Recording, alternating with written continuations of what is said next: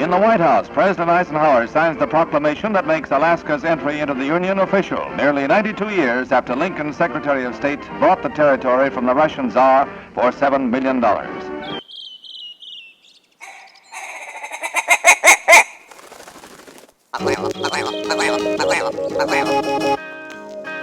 The Alaska Wild Project podcast is brought to you by the following sponsors.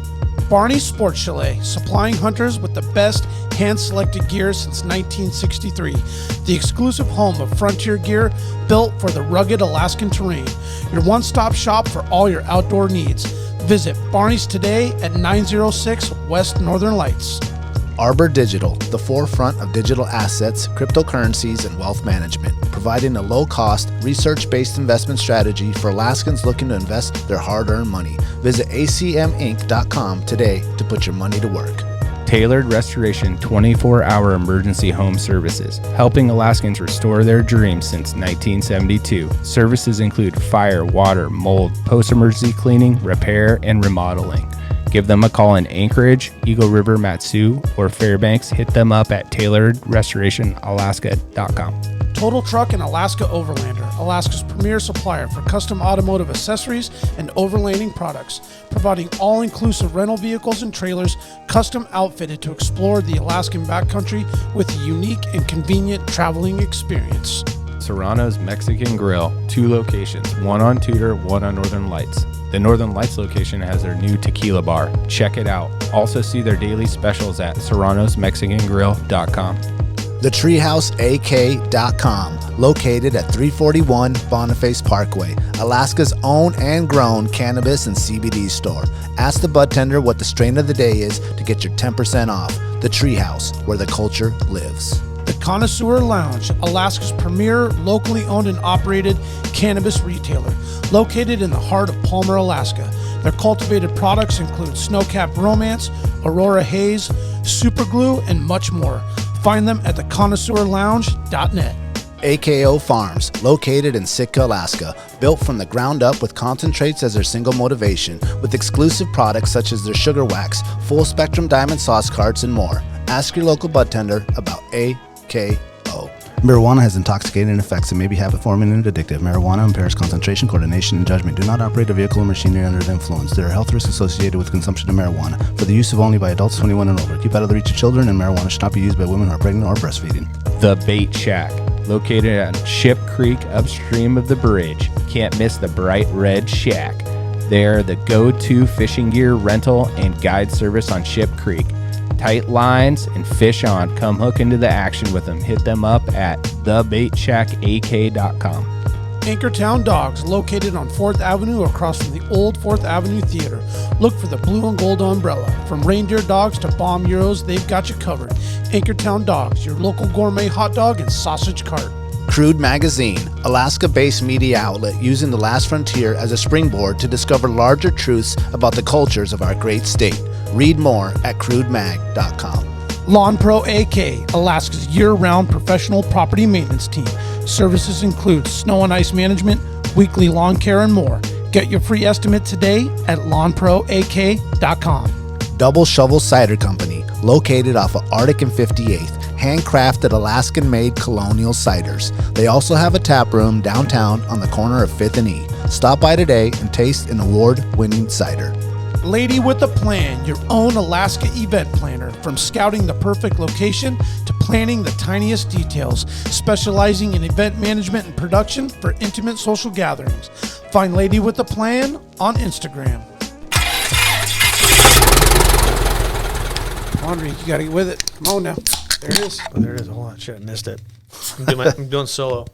Oh. Just get one more. The latecomer. The latecomer. I didn't want to leave him hanging, man. I gave him the rundown before we started. He's got it. Yeah. Oh, I think he Delish. did. Yeah, what do you think about that one? I like it, man. Do I like the farmhouse shit. Do you dabble with the ciders much? I do a little bit. Yeah, but I'm more into the funk that you guys got going on with the farmhouse. Funk Yeah. is the real. farmhouse It's good. funk, man. I like That's it. good. That would be a good I beer like name. Yeah. It can Be a get good band real name. funky. Yeah, Get real funky with it. yeah. That's awesome. I think there's endless names out there for him.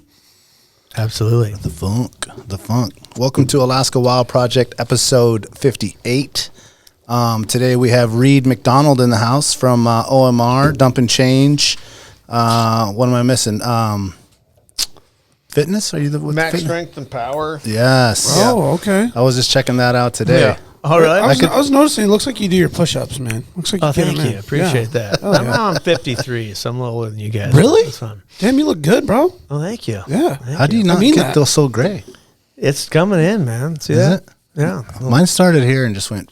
Little silverback gorilla. You don't Yeah. mess with the silverback. Yeah, that's right. Right? It's the Latin that brings that in. Is that what it is? Color, yeah. I'm like grayer than my Latino? dad, which is crazy. Oh, He's like really? almost 80. He's a good-looking dude too, man. For an Yeah. old timer. Actually, he doesn't grow much of a beard. Maybe that's why. Yeah. He has a Keeps big it old hidden. smile. Yeah. I had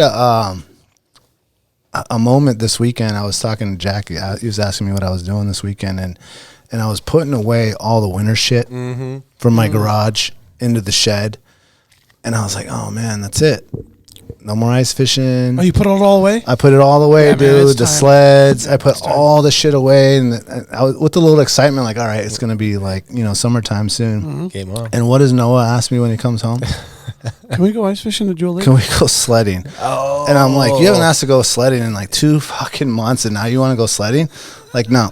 All the shit's in the back, dude. It's gone, man. All the It shit's in the is back. epic Go sledding for it. now, though. Yeah. No, I And know. have you guys seen those new inflatable sleds that have like the frictionless plastic on the bottom? Oh, yeah, we got one of those. Oh, dude, those things are dude. No, They're I don't rad. even know what we're Oh, talking it's like about right next now. level. Yeah, I think is that what they use Frictionless? up at Alpenglow?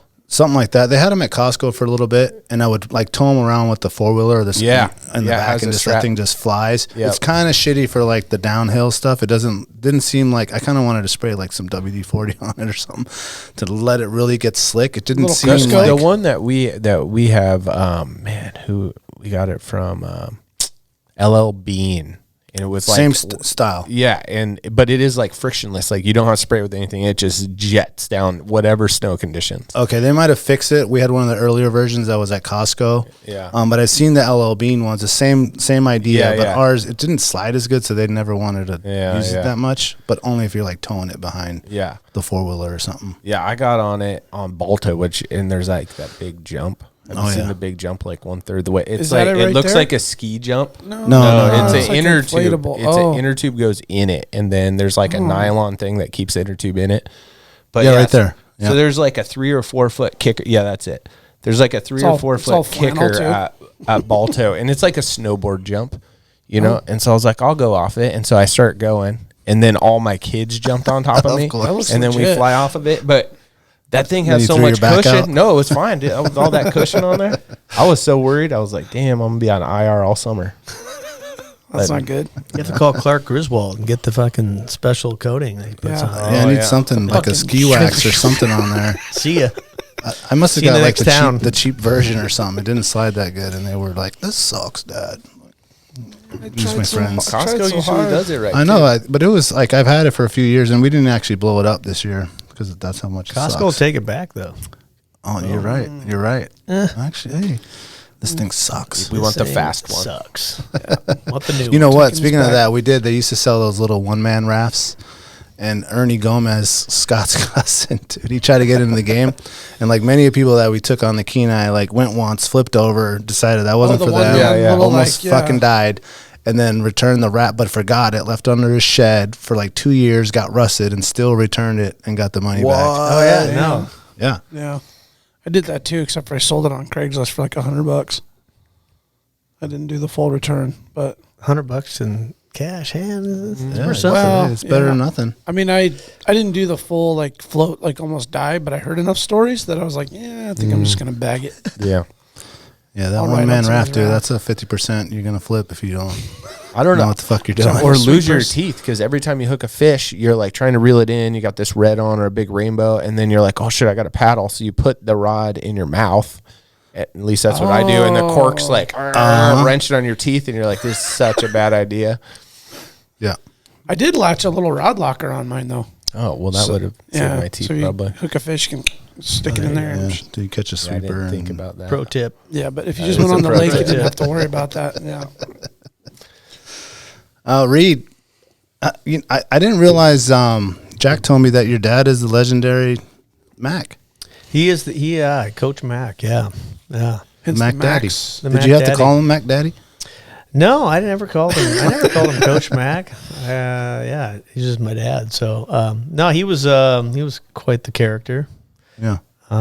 He's a school teacher, taught phys ed for 30 years out Chugach, actually Romig, Cool. and went out to Chugach, and then he passed away 94 in a plane accident in Eagle River Valley, and he was a character, and I don't know, he was into hockey too.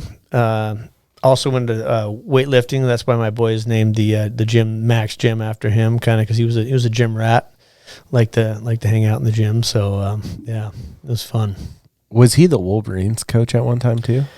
No, he never. I don't even think he played for the Wolverines when he came up here. And God, long story. He came up to Commercial Fish when he was 16. He hitchhiked from Duluth, Minnesota to Seattle, not knowing anybody, and just went to the docks and said he wanted a job and started hey, did anyone need help? And he got, I don't know what boat he was on or who he was with, but he got a job, and he went up there, made, at that time, that was probably in the mid-50s, made a shit ton of money for a 16-year-old kid.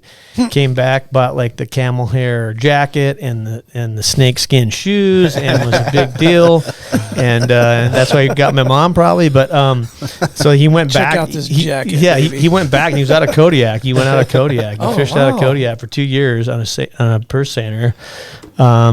Then that level of Alaska got in him, and he's like, Wow. I'm going back at some point. And then tried to be a TWA airline pilot. That didn't work out. TWA, man, that's old school. Yeah. So he, and that's even a longer story. I won't go into it, but so I was born actually of all places, Florida. So after he had his teaching degree, and he went to be a pilot. That didn't work out, and he worked for this guy named Camilli, who was a pizzeria guy. And Sammy's Pizza, if you've ever been to Duluth, Minnesota, Sammy's Pizza is just freaking phenomenal. That's the one. It's the one. And this Camilli guy is like, I'm sick of the north, I'm sick of the cold, I'm going to Florida. So that's the time my dad's like, what am I going to do with my life? He had my older sister, I had my one kid, and Kenny Camilli calls him, goes, why don't you come down and help me start this pizzeria? And he's like, well, I got no money. And he's like, doesn't matter, we're partners. So on my birth, I was born in Florida, on my birth certificate, it says he's part owner of Camilli's Pizza. So he went down there, did the pie thing for a while, and then said, yeah, I'm going back to Alaska. And then drove us all up the highway and never left. So he was a true, way cool. and then got into, he was into flying before then, well, obviously, but he loved Alaska, loved flying, loved fishing, all that good shit. So What year was that when you guys drove up? that would have been 1969, and I was or 68. I was born in 68, but I was like 6 months old, so 68, 69, yeah. The real Alaska. The wild days, Yeah. No ice rinks here yet. You're just playing hockey out. No, on and the lakes. that's where my dad and the guys like Dempsey and there's many others that kind of had a background in hockey, because being from Minnesota, that's like the Church. game, yeah, big time. So he kind of brought that kind of some good coaching anyway to kids, and kind of got that going up in Alaska for sure. So he's kind of known for that for sure. They named the rink after him, which I worked at for 24 years, the Mack Center. So Did they have another name before they named it after him? Or initially that the was Fire Lake Recreation Center. That's what it was. Yeah. And I was doing some research on that the other day, because they were planning on having the Winter Olympics, right? Up here. At some point, yeah, in And that- 92. And that was one of the rinks that they built along with Sullivan Arena, because they were trying to attract the Winter Olympics to Oh, is that Anchorage. what really kind of started? And that's why the Mack is Olympic size, right? That's Olympic size. Sullivan's Olympic size. The one in the Mack, Soldotna is man. Olympic size, Oh, I didn't and realize Carlson's that. Olympic size. At one point, there were 5 Olympic size rinks in in the U.S. and 4 were in Alaska. The other one was Lake Placid. Never heard of that one. Yeah. 1980. So yeah, that's what, was never that came to story fruition. again? But yeah, I wonder if we still got a chance. Can our infrastructure of We got acreage enough even, fucking hotels. handle- There have to be a lot of that's investment. Yeah. Yeah. I don't think that we can pay off the Olympic Committee like other places can. Yeah, that's Yeah. true. that's That's a great true. point, man. Yeah. Well, if Yeah, some we of the were pretty cannabis, close some on of the that. cannabis tax starts going to the Olympic Committee. What was the? We'll be there next week. We'll be there next week. Yeah. We were Come on pretty down. close on that It's a little Salt hazy. Lake run, though, in little hazy. 2002. When was the what was the first rink in Alaska? First indoor rink. Yeah, I want to say it was Bokeh? Well, no, it wasn't Bokeh. It's pre-Bokeh. A place called the Sports Arena, which is actually ARC Office Supply, that Yeah. Quonset hut. Oh, Yeah. That's the man, first one. So yeah. that's the first time I skated indoors. Was at that place when I was really young. I can't remember when that was, but it was like early 70s. But prior to that, we were outside, and then Bokeh came along, and then they kind of just threw the. I don't even know who owned. I don't know if the city owned the Sports Arena, but yeah, Sports Arena was legendary. It had chain link, had no plexiglass. It was all chain link. Oh wow, Really? So yeah, when you get checked into that or rubbed out into the chain link, just rubbing out. can be really good, especially if it's new. New chain link is, if it's been beat down and like kind of smooth, that's one thing. But new chain links it's with the got, like, the galvanized gouges, stuff. It's got the little burrs. Oh yeah, that would rip you open. Oh shit, man, that's funny. Yeah, so my dad never played or never coached for the Wolverines. I think that was your original question. But he did. He came up here and had played college hockey, so they got him on. Back then, it was Alaska Blades, the Hone Plumbers. There was 4 or 5 like senior league team, and they would bring teams up and play them. And then that kind of morphed into what you guys are talking, the Wolverines, and bringing teams up and that type of thing. But yeah, back then I remember going underneath the stands there looking for food, money, anything you could find, just hanging out, Pocket knives. So grab you fell a out. tape ball, start playing, ball hockey and wherever. And they had great popsicles there too. They had the one popsicles that were like 3 different colors. Oh yeah, the And- rocket. Yeah, but there was banana, cherry, and grape maybe. But man, you got one of those. It was heaven. It's like, That was that's it, done. Score. Put a fork in me. That reminds me when I used to at Chuck E. Cheese, they had the ball thing, and I used to love to dig to the bottom and scratch Oh, around yeah. and find the coins. Yeah. Pre-COVID, right? Pre-COVID, yeah. Oh, that was when they had the Bacteria real infested. rat. The real rat would come out. Yeah. Yeah. He bit me. Damn, it was funny. I was just telling my kids a couple of months ago about the way Chuck E. Cheese used to be. I wasn't telling my kids. I guess I was just telling my oldest kid that would understand. But how my dad would take us to Chuck E. Cheese, and I didn't realize it then, but he was going there to drink a pitcher of beer Right. while we were playing. Brilliant. Yeah, and I'm like, I remember him doing it, and it was just like a normal thing. Chuck E. Cheese served beer. And then now you go there, that's like, you would never even know that existed. And There's I'm no more sure- beer at Chuck E. Cheese? Is that what you're saying? No, yeah, it's too What? many Oh, bomb yeah. fights. It's been a while. It fell off, buddy. It damn fell it. off, man. And I'm like, oh man, it's just some asshole group got in a big old brawl or something and ruined Yeah. it for everybody. And then, but now I look at it, I'm like, yeah, that was probably not a good idea. Yeah. In hindsight, Right. having a kid's place and then parents being able to, it's not a bar, Right. it's a place for children. Yeah. But the good old days, man. The You 80s. know, I remember yeah. it being nice. And 90s. I took the It kids was. when they were 3, and I was like, I will never step foot in this place again. And then I found out about Dave and Buster's, and that place is rad. Oh yeah, it's Yeah. next level. Yeah. Chuck E. Cheese. We used to legit in high school. Do serve beer. I'm just going to do a full admission here. We Yeah, used to go for legit. it. in high Nobody's listening school yet. Remember, you can edit this out. Go to Chuck E. Cheese Friday night and just go and jack a pizza and a pitcher because they would leave all the shit there. yeah. And go play with their kids, and it's They expect you to pay. Just go and grab a pizza and a pitcher and just go to a new table and be like, oh, we're here, no kids, we're just high schoolers. Beautiful. Wasn't that the You ruined old it. Gary You ruined Kings? Yeah, we ruined it. Sorry, That was the old Gary Kings. That was Yeah, the original yeah. Gary Kings was that place. It wasn't a separate building. No, it was a separate building. No, Gary King's turned into a gym. No, that's- you're right. no, It was, and then they moved. They built the Gary Kings next to shit. it. And so, yeah. So where before my is you time. guys? You guys are skiers, right? We got one skier here. Skier. Where is this original Gary King's sign where it had the guy coming down? Boom, boom, boom. Oh yeah, yeah. Oh yeah. Boom. Oh, Someone's yeah. got that somewhere. Oh man. that would be man. fucking Yeah. amazing to be We could do a hung up nice in, trade. in your Yeah, if double shovel. If anyone reaches out to us, we'll make a good trade. With Someone's them. got that. We Yeah. can take them out I on just want like to put it right on that fucking. Probably wall Jay right there. Liska's got in his basement. Over Probably. Jay's like, yeah, all I'm getting a dusty. free helmet trip out of Jack now. Yeah, we'll take you out on the boat maybe. So give us that sign. Liska would do that. He went to St. Bartlett's Academy. Yeah, he knows the what's same. up. right. He's Yeah. the same. For those who don't know St. where Bartlett's. St. Bartlett's Academy is, I guess you don't know. If you know, you know. We'll take him out on a float. Brandon knows. Oh, I know. Yeah. I definitely know about St. Bartlett's. Well, St. Bartlett's.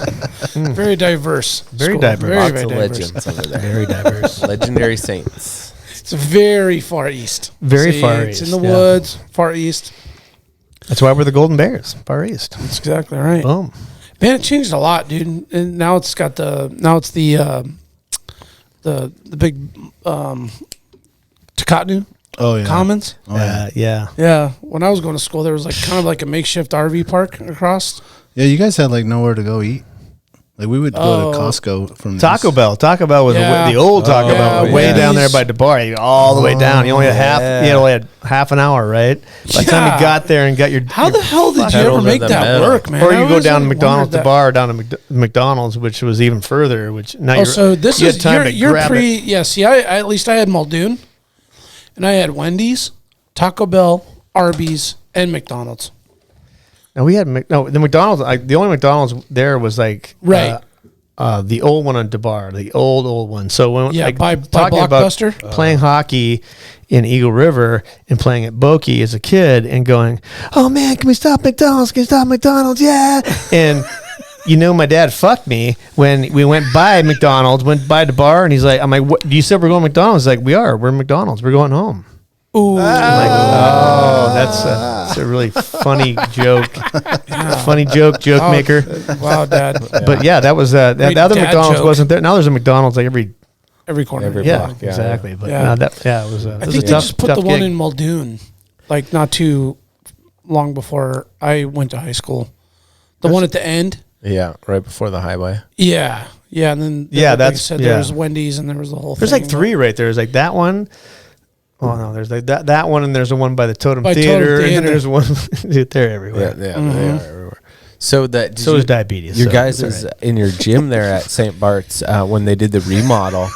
They took out that the big beam across the gym and just like threw it in the woods. So we got a phone call about that, and all the bar tables at Double Shovel are made from that St. Bart's. No shit. Oh wow, beam. No Yeah. shit. no shit. Yeah, Huh? because everything Wow. in there's repurposed. But Got a yeah. little bit of the academy in the They old just, like, cidery. I like Nice. it. cut That's good it to and know. threw it in the woods. And I don't know. to We know. just got a random phone call that it was in there, so we went. Would you and guys got just one. grind No it shit. and prime it and We brought a fucking paint it, or- chainsaw, and well, we had to actually like cut it in half and then biscuit it together because it was too wide and too long. How corroded was it when you guys found it? But there's some good pieces. It was really freshly thrown in there. They just remodeled that like not that It long was in ago, huh? 2014. Okay. Yeah. I haven't seen it No since, shit. man. I Yeah. haven't. Have you been there in a while? I have not been inside that building since 1987. Okay. So well, I have not been in the changed it a little bit. Have there, that Reid. one? Maybe not though. It's still a freaking Well- bunker, right? Well, it was a jail. I thought originally it was supposed to be a jail, right? What? I think it was. I would. Yeah. I would I agree think with you're right. that aesthetic is pretty strong. in Well, the there, guy yeah. that designed it designed prisons. So it's like then- kids and need the- to go to prison Yeah. to go to school. That's Great. right. Yeah. Thanks. It's Yeah. a good way to do schools because then it retains its heat well. You know, all the Yeah. architects get and they're like, build this big fancy school, but then it takes 10 times more of our tax dollars to heat the school. I like this jail cell way. True. Oh, Sounds you're good. right. Because when you look at all the little windows that were in there, and then they have the central Yeah, like a common the little area. common main area place. where you Yeah. come down and eat your lunch. Blue hall, purple hall. I was Yeah. in Purple Hall. Oh shit! You were a As G. no, I was in Green Hall for my freshman year. Green hall. Which Oh is yeah, that's the bottom of the barrel. Special. special hall down there. That's the very bottom. Yeah. Got it. Then I got I knew a guy who played hockey. It was a senior, and he's like, "Hey, you can share a locker with me. I'm Purple Hall." I'm like, "Really? Oh shit! With the beautiful people." Yeah, I was with the beautiful people. There was girls up there. Yeah, man. Never took advantage because too scared, obviously. But yeah, it was cool. It was Plus, they cool. were like, "Yeah, you don't have any facial hair, so that ain't gonna you work." don't have hair for on you." your balls yet, so we're gonna wait on that one. Thanks. Man, when you made it to Purple Hall, though, it was like, "I'm here. Yeah. I am here." See you guys going to Purple Hall. That's The right. lounge. And your lackey buddies are down in Blue Hall, like, Yeah. "Oh man, This is like, sucks." oh." To walk all the way down there. Brutal. Have fun. Sucks for you. So how many people graduated in Bartlett in 87? Good question. I did. That's all That's I one, do for sure. remember at that point. Chris, you're talking to the guy who got busted drinking in the parking lot. You weren't hitting a bong in the parking lot? I wasn't hitting the bong. Not in the parking lot. No, I didn't get busted for that, but Oh, I got good, busted good. for drinking. That'll get you expelled. But ironically, the guy who busted me, Rob Boyer, I hope you're listening. You should be listening. He comes in and purchases beer from me now. So it's kind of like, told you I was doing research. what I was year was drinking a Lucky Lager by the time but whatever, it's fine. I was still doing research. Yeah, that's right. Yeah. Yeah, you're developing a life passion. Yeah, and that's good. I like that life passion. I'm gonna call my life coach right now. Yeah. Where's Boyer's number? Come buy some beer. Yeah. I need you to taste test this. Yeah. So St. Bartlett's is a special place in my heart. The Academy. The Academy. What all did you bring us today, Reid? We got some Enforcer, which is our West Coast IPA. We got some Guapo, which is a jalapeno beer. Oh, That's no fucking way. Alpenglow, that's an apricot wheat beer. Which What was the jalapeno one again? one right El closest to Guapo? you. Yeah. That sounds like The real deal after El Richie Guapo. Deal, our boy in the now he's family, like it or not. I'm kidding, Richie. We love you. Yeah, that's a raw IPA, which not too many breweries do up here, which is kind of weird. But What does that mean? Yeah. raw IPA means we don't boil the beer, so we bring it up to like pasteurization temperature, 180, 190, and which is a short brew day, which is great. Yeah. I'm brewing it tomorrow morning, second Nice. batch. But yeah, bring it to pasteurization, and then we just sort of whirlpool and start hopping the living shit out of it. And then whirlpool, and then just a huge dry hop during high Kreuzen, and that's basically it. Yeah. So And so it doesn't. I don't know. It changes. I don't know if you get more of the hop, fresh hop flavor that hasn't been boiled, less bitterness, definitely, because you're not boiling anything. It's just Kind of being more heated. flowery or like flow. Yeah, more aroma, there and it is. and so I'm actually. What's today? Today's Tuesday. Thursday, I'm doing another one. I've been wanting to do more raws forever, so I'm doing another raw IPA with like 3 different hops that haven't messed around with a little bit. So just kind of experimentation, which is What hops? the fun part. I'm using Eldorado, Equinaut, and Galaxy for that one. Yeah. So what sounds like fancy. what kind of aromas? It's going to be a fruity one. Yeah. Be yeah. real fruity. Yeah, we played with that Eldorado. We like it a lot. Eldorado is really popular in the hazies. Eldorado Mosaic, that kind of vibe. So, Does it give it that juicy flavor? yeah. Let me get one of those glasses. Real that you Yeah, brought yeah, in. juicy. yeah. I will. want to try definitely. each of these. I've got a cup too. You want it like a Yeah, I'll take I whatever. got like any a device. insulated cup. Yeah. Don't give them the St. Bartlett's cup though. That's That's just for not- guys who went there. Actually, my first year teaching was at Bartlett. Broke up 7 fights Nice. 1 year, and got all my stereo system stolen What were you teaching? right from the teacher's parking lot. Ooh. That's when I was teaching ELL. Actually, then it was ESL. No, it was bilingual. They changed the name like 10 times. The same shit. You're teaching Yeah. English, Right. and they had me in Purple Hall. Purple Hall, dude, it's where to be. That's where it was at. Yeah, it tastes All like the cool a- kids. Yep. Got hit on a lot. Oh, I was like 21, looking like 17. Make sure there's always someone else in the room. Don't ever shut the door. Never wore the badge so much. yeah, it seems like you get more of the hoppy flavor without You wanna do the guava, more right? than just like dry Don't try 'em all. hopping. Oh, Right, shit, But we're none of cracking the them all? bitterness from like the release of the Yeah. alpha acids and Right. stuff. So it doesn't get to the point where it's breaking those acid. Right. Yeah. It's just like real quick. It's like whirlpool. I do like a 20-minute whirlpool.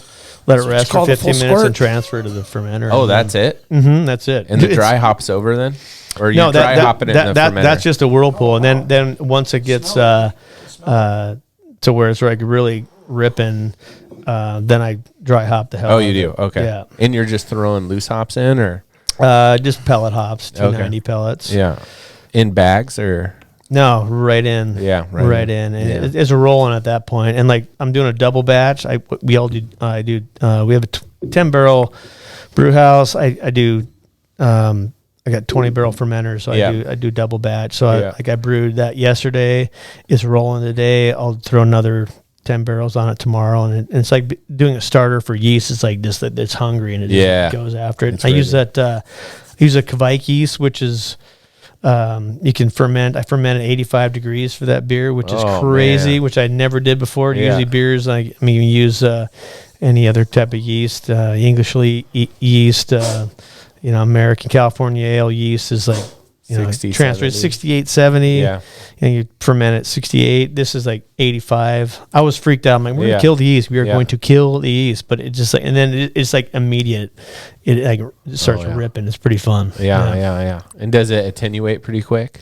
Yeah. And like that's the nice thing about that Kvike yeast is it attenuates out in like 3 days. What? So you could turn a beer around if you wanted to. I mean, you can turn a beer around even an IPA way faster than a normal beer. Yeah, that's super rad. Yeah. This El Guapo is like the tastiest smelling beer I've ever smelled. That's great. It smells like jalapeno. Yeah. What's the deal with the deal name? The real deal is Richie Deal's a musher from Antioch, and he married my cousin. So Richie Deal's he's like I said, but he's family now. But he's a great guy. Married in or something? He married my cousin, cool. Emery Fairbanks, and who grew up. I got family out in Bethel, so the Bethel crowd and Richie's from Antioch, and he's just he's a great human, man. He's a great guy, and he's a competitor. And I got to ride on the back of the sled this year. He actually wanted Swany to ride. And I said, well, I'm a lot lighter than Swany, so if you want to slow him down, then get Swany. So, I'm just kidding. But I got to be on the back of the sled, and I thought I was going to be in the basket. And he's like, but some dude paid big bucks to be in the basket from Texas, some oil guy. I'm like, he's like, oh, you're on the back. You're okay with that? I'm like, yeah. So I was going to have a couple beers. I didn't drink anything. I was like scared. He's like, this first 90 out of is a pretty good one. That's where the King dumped somebody, and like people dump. It's notorious for like people like it's a hard 90 and people get dumped right in front of everyone. I'm like freaking out. I'm like, well, it's just like a sled, right? You lean and you get edges, right? I mean, I've skied, I've played hockey. Well, I'm like, I can figure it out. So once I got the first one, I'm like, oh, this is great. So then you go through, and where people are passing me, I got a double shovel cider. I pounded one of those on the way, and people giving you beers and cider. So I'm like, sweet. So sure enough, I'm like, well, can we take these? Like, oh yeah, go for it. So sure enough, I take one, I open it up. He's like, you better pound that. We got a 90 coming up. I threw the beer, and then I did the 90. It was great. But that was I've never been behind a dog sled like that with that much hungry dogs. It was crazy. It was awesome. It was fun. When you say in the back, like, what do you mean? You're like holding on to the musher behind him? No, he's got like you got the basket, and then you got the musher. And then there's some skis that extend there, and then another handle to hang on to you're not behind doing the them. full waist? No, the full waist hug. Yeah, exactly. The little Dumb and Dumber. The old Dumb and Dumber. Yeah. I gotta go, man. Just go. Just go. Just go, man. Yeah. Oh, my hands are sweating. Yeah, You got to take these extra gloves. Pound another one of those. You got to warm it up. Yeah, so that was a great day. I mean, this year was like perfect weather. I think the snow coming down. I hadn't been down there since 20 years, and being down there and the excitement and people just it was cool. Man. Yeah, it's cool. It got me thinking that Steve Glines, the other guy I do the podcast with, and the ERHL and everything else, we like to have fun. He has a fantasy Iditarod league thing, and they've been giving all his ref buddies, nerd ref buddies. Yeah, I said it, nerd ref buddies. have this. They give a trophy. They do this all thing. So Travis Jackson, who's legendary local ref, and probably the most beautiful skater of all the referees. Sorry, Glines. He actually went to Nome like 2 years ago and like had experiences. So I'm like, motherfucker, we are going to fucking Nome. And our boy Richie is getting better and better. I mean, he finished ninth this year, so he's or sixth. Sixth. He finished ninth and then sixth. So if he's third, maybe I should wait 2 years. But but I'm thinking like, dude, next year we go and have a good time. And so then he hooked me up with some guy who owns a bar who wants the real deal on tap. I'm like, hey, bro, I'll give you 3-4 kegs. You give me a place to stay. You know, that's a thing right there, right? You can find it. You can't find a place to stay. So, so that's on the list. I don't know. I heard it's a hell of a party. It sounds fun. Yeah. I heard it's a hell of a party. I think so. Badass. How do you know when like you're up there and Nome? Like, how do you know when to be out on downtown Front Street, like waiting for the finisher to come in? I think there's a siren, like an old school thing. I think, and I'm not sure, like a tornado. The Russians are coming. They're coming. I think that's it. Tsunami, like a tsunami warning. You might want to fact check that, but in this, I might have been a couple beers deep. When I was thinking about that, but someone told me that they have like a siren or something that like, hey man, mushers are coming in. And they kind of know obviously when they're due. They're getting reports. Hey, they're getting close. I was kind of hoping it was like the hardcore dads like sending their kids down there. It's like, all right, you got 1 a.m. to 3 a.m. Sonny. You get down there in your machine. You better ride back faster than they can mush. Exactly. He comes back ringing the dinner bell or whatever. They're coming in. They're coming in. Yeah. That's great, Jack. I've heard that whole thing. Crazy party though. Crazy times. Oh, I bet it is, man. It's probably even tamed more than it used to be too, if you think about it. Well, one thing I did ask Richie about, I did ask him, and I'm not putting him in a bad situation or not talking about this, but I asked him, are there, I've been around hockey long enough and every other freaking sport. Is there mushing groupies? And he was like, oh, absolutely. Oh, really? But he's been with my cousin so long that he has never partaken. But the thing is about mushing groupies, they range from like 18 to 75. So there's a big, there's some major experience in there. Yeah, if you want to call it that. Yeah, experience pays, maybe. They may be wearing fur. Anyway, those thoughts came to me as I was like behind him the whole way through the ceremonial start. I'm like, God, this is awesome, but there's got to be groupies for this shit, and there is. I didn't realize that. Damn. Like you mentioned, the Texas guy that people pay to go on that initial run, right? Yes, the only reason I say big bucks is because the wife came out at one point. I swear to God, The Rock was just like, it's like, oh yeah, you're doing well, good, right? It's one of those Alaskan things to experience for sure. Bucket list type. Yeah, totally, and it's not. It's cool. It's not for nothing. It's pretty sweet. Yeah, well, if you're not from Alaska, and you got that like igloo mindset. You guys live in igloos. Yeah, right. People actually thought that, and like you get around on dog sled, right? That's like goes hand in hand with that like Alaskan life. Even though most of us have born and raised here have never ever been on a sled dog. Never. No, I'm 53. It's my first time, and I'm like, I bet you were like, this is fucking awesome. I'm like, if you need me next year, I'm here. I can do it. Fuck Swany, yeah, he doesn't need to do it. I can do it. He can't ride on sticks. He doesn't know. He's not really good on his edges. He's getting old. He forgot. He's kind of a good hockey player, but he's kind of lost his touch. Mm-hmm. Yeah.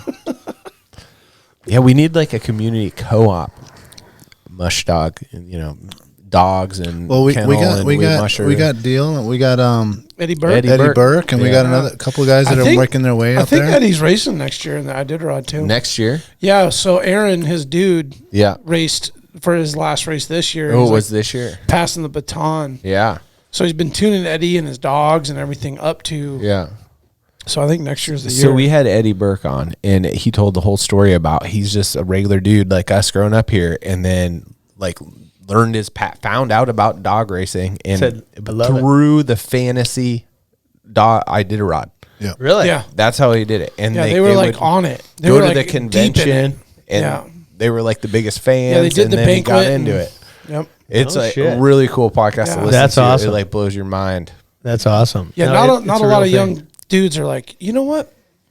I'm gonna fucking race the Iditarod and like get into it and go all in. Now that they know there's groupies, might get some more takers. But dude, those people that do that, the guys like Burke and Richie, I mean, those guys that go out and do that shit, though, it's not.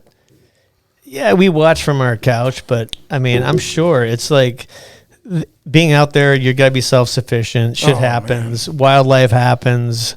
I mean, it's not. It's pretty impressive when you really think about it. I don't think we get that. I mean, maybe more now that we have like updates and you can track them and whatever. Yeah, and some video. But, dude, it's a freaking grind, I'm sure, and no sleep and barely eating. It sounds fun. Yeah, it sounds like a great time. Let's go. All the training.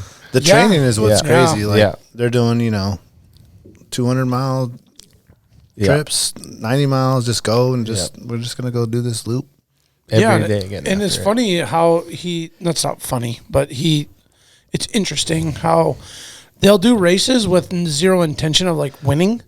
It's just to run your dogs and like test them and see where they're at and push them and pull the pedal back. And it's like a full like tuning process to get to the race. You can't just be like, I got a lot of money, I'm going to get a team and we're going to race this thing. It's like, no, dude, you got to like qualify. You got to get built up to it, earn trust. Like it's a process. Big time. You got to learn how to do like dog performance enhancing drugs and not get caught. Yeah, right. Exactly. Blood doping. Yeah. Get those things cock dieseled up. Exactly.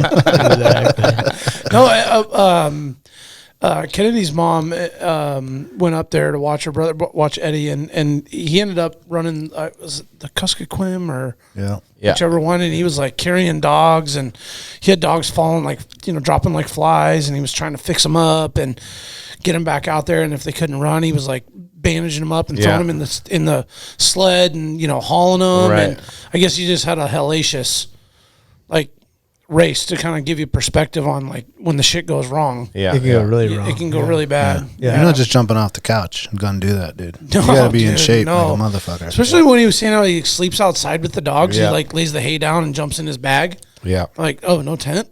I'm like, no. He's like, lay down with your dogs. I'm like, fuck, dude. No, it's those guys are real. Yeah. And actually Richie's he's one of those guys who for like, we were on him for like 3 or 4 years. Like, man, we got a semi-successful business going on. We'd like to sponsor you. I'm like, your family. I don't want to do it. Finally, we're like, fuck, dude, we want to be out there. We want to be. So we kind of bullied him into it. So now we're in. Perfect. It's pretty sweet. Yeah, worked out in your favor. Exactly. So Richie to win next year. Come on, boys. Richie, let's go, baby. Let's go, Richie. Go get it. No, it's good. He's good shit. Emery, you're good shit too. What'd you say? You got like 9th? 6th. He got 6th. He was 9th last year, 6th. He's working his way up, How many races are there? 30 or so? They started out this year with 50. 50? And it was the 50th year of the race, but then I think a couple dropped out, and it was like 47 started the race. Or whatever. Originally, it was like 50 for 50. This is great. Yeah. And then, like I say, shit happens, and guys like, I can't do it. Sure. Whatever happens. And so, there was I want to say 47, 46. Again, fact checked everything I say because we don't do facts. I mean, it sounds really legit, so I'm just going to believe it. I like you guys. We can have somebody else comment on it later after they hear it. These fucking stupid motherfuckers, dude. They don't even know. That's what you got to do. It's like while we're recording it, we really sound like we know what we're talking about. Yep. And that's all that matters, really. It is. That's right. That's all that matters. It's just an afterthought. Like we said, man, we're going to record this thing and do it whether people listen or not. So we sound like we know what we're talking about. Exactly. Exactly.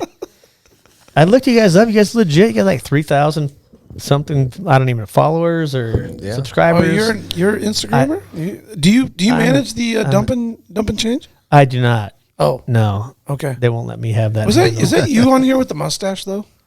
Probably. We all had mustaches from November. I think that's Ross, isn't it?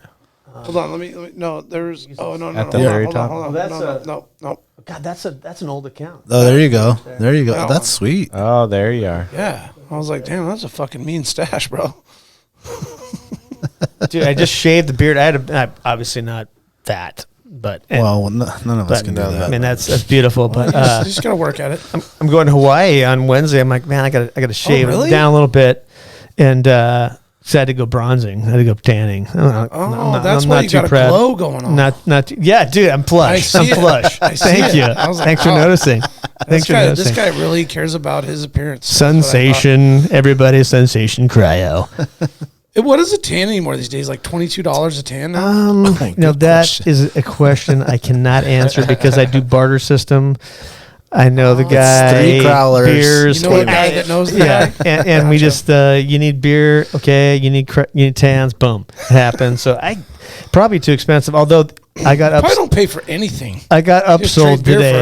I got upsold today on the lotion. Usually I'm like, you need tan lotion? Yeah. I'm like, no. And she's like, it'll jumpstart your tan. I'm like, well, fuck, that sounds good. I am kind of cramming. So I fucking went for it. I think I smell good. Smell like coconut? Yeah. It's a little greasy. No, they had one for dudes. It more smelled like I probably should have went for the coconut because this one smells like Swagger kind of knockoff. Old Spice? yeah, whatever. But it was cool. I was like, yeah, you got me. So are you going with the old school like plastic eye protection? Oh, yeah. Oh, you don't have the stick-on things? Do you even know about?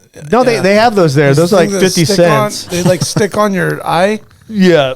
And they're like one-time use. Oh, like the eye guard things? Well, you know, if you've ever tanned, you wear like years ago. They're like red, green, yellow, blue. You know, you get the little color. You make them into a little cone on the thing. But yeah. Oh, so you don't have to buy like the mini. No, you can just buy like a little white tape thing. And it's got 2 like gold or like copper looking little stickers, and you just like throw them. One-time use for tanning. Yeah. If you're not too grossed out, here's a pro tip for you. You just go in there and you look in the wastebasket. Usually there's those in there. You just grab those and use them. I paid $2 or $3 or maybe $5. I don't even know. I paid $35 for the freaking lotion. You know what's good though? Because you're gonna work on that tan. You're gonna come back and you're like, I don't want to lose this motherfucker. Right. I'm gonna go right back in that sensation and put this bitch on. For about like 3 tans, and the summer will come, and you just like forget all about it. I do it right before I go to Hawaii, just so I don't have to be because I mean. You're gonna go lobster. Norwegian blue vein. I mean, you can see the blue vein. Yeah, you are translucent. It's translucent. So you go there, so you don't have to be like that guy who gets like just like hammered by the sun, and so you can enjoy it without. You can enjoy it without sunglasses on. Like, oh Jesus, you're so white. Yeah. So you kind of try to fit in, but never gonna fit in. But just go with the wraparound glasses right from the get go.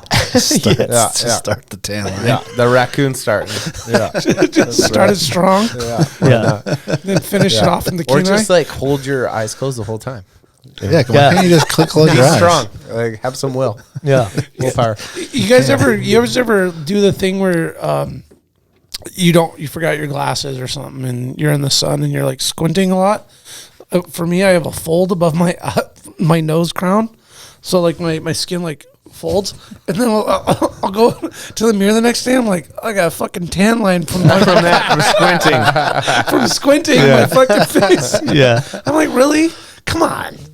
No, that's unfair. It's like worse than that. You get these 3 stripes on your forehead, and you're like, what the hell happened to you? Yeah. We're gonna take 1 second and give a shout out to some of the sponsors. We should do that. Barney Sports Chalet, supplying hunters with the best hand-selected gear since 1963.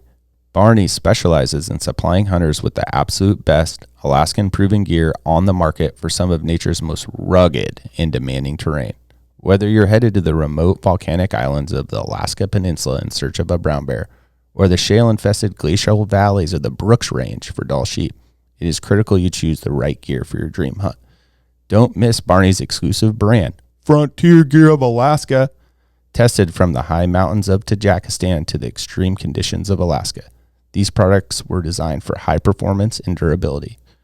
Frontier Gear was derived from decades of experience hunting big game in Alaska. Paired with other top brands, it provides you the absolute best gear selection anywhere in the world. Stop in at Barney Sports Chalet in Anchorage on Northern Lights or check out their custom website and reference tool at barneysports.com. Arbor Digital, based in Anchorage, Alaska, is your go-to wealth management company. Arbor Digital is at the forefront of digital assets and cryptocurrencies. If you've been looking to invest your hard-earned money or just want to learn more about crypto, blockchain technology, or digital investments, give their website, acminc.com, a visit. What's great about Arbor is they provide a low-cost, transparent, research-based investment strategy for digital assets and traditional investments as well. acminc.com is your first step in putting your money to work. Let one of Arbor's investment professionals walk you through your options for financial growth and security. Start investing for the future today at acminc.com. Arbor Digital, your Alaskan digital asset company. Total Truck and Alaska Overlander, Alaska's premier supplier for custom automotive accessories and overlanding products, providing all-inclusive rental vehicles and trailers custom outfitted to explore the Alaskan backcountry with a unique and convenient traveling experience. At Total Truck, you can find brands such as ARE, RSI Smart Caps, Goose Gear, iCamper, Front Runner, Rigid Lights, Rhino Linings bed liners, and everything you need to outfit your truck or SUV. Alaska Overlander provides 4x4 vehicles and expedition trailers, custom modified for Alaskan adventures and outfitted with rooftop tents, fridges, and all the camping and cooking gear you need to start exploring. Visit them at alaskaoverlander.com.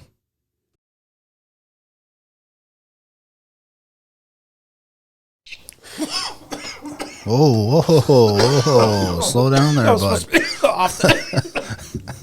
There's kids listening. That's the herbal side.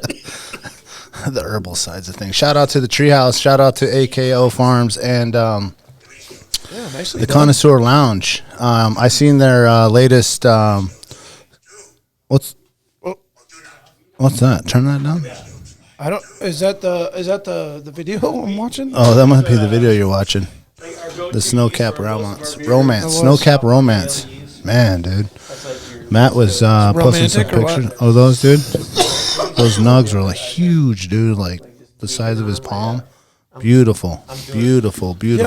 You know, we started our podcast in representing the support of the herbal influence on our culture, essence in Alaska, with all the, the dog.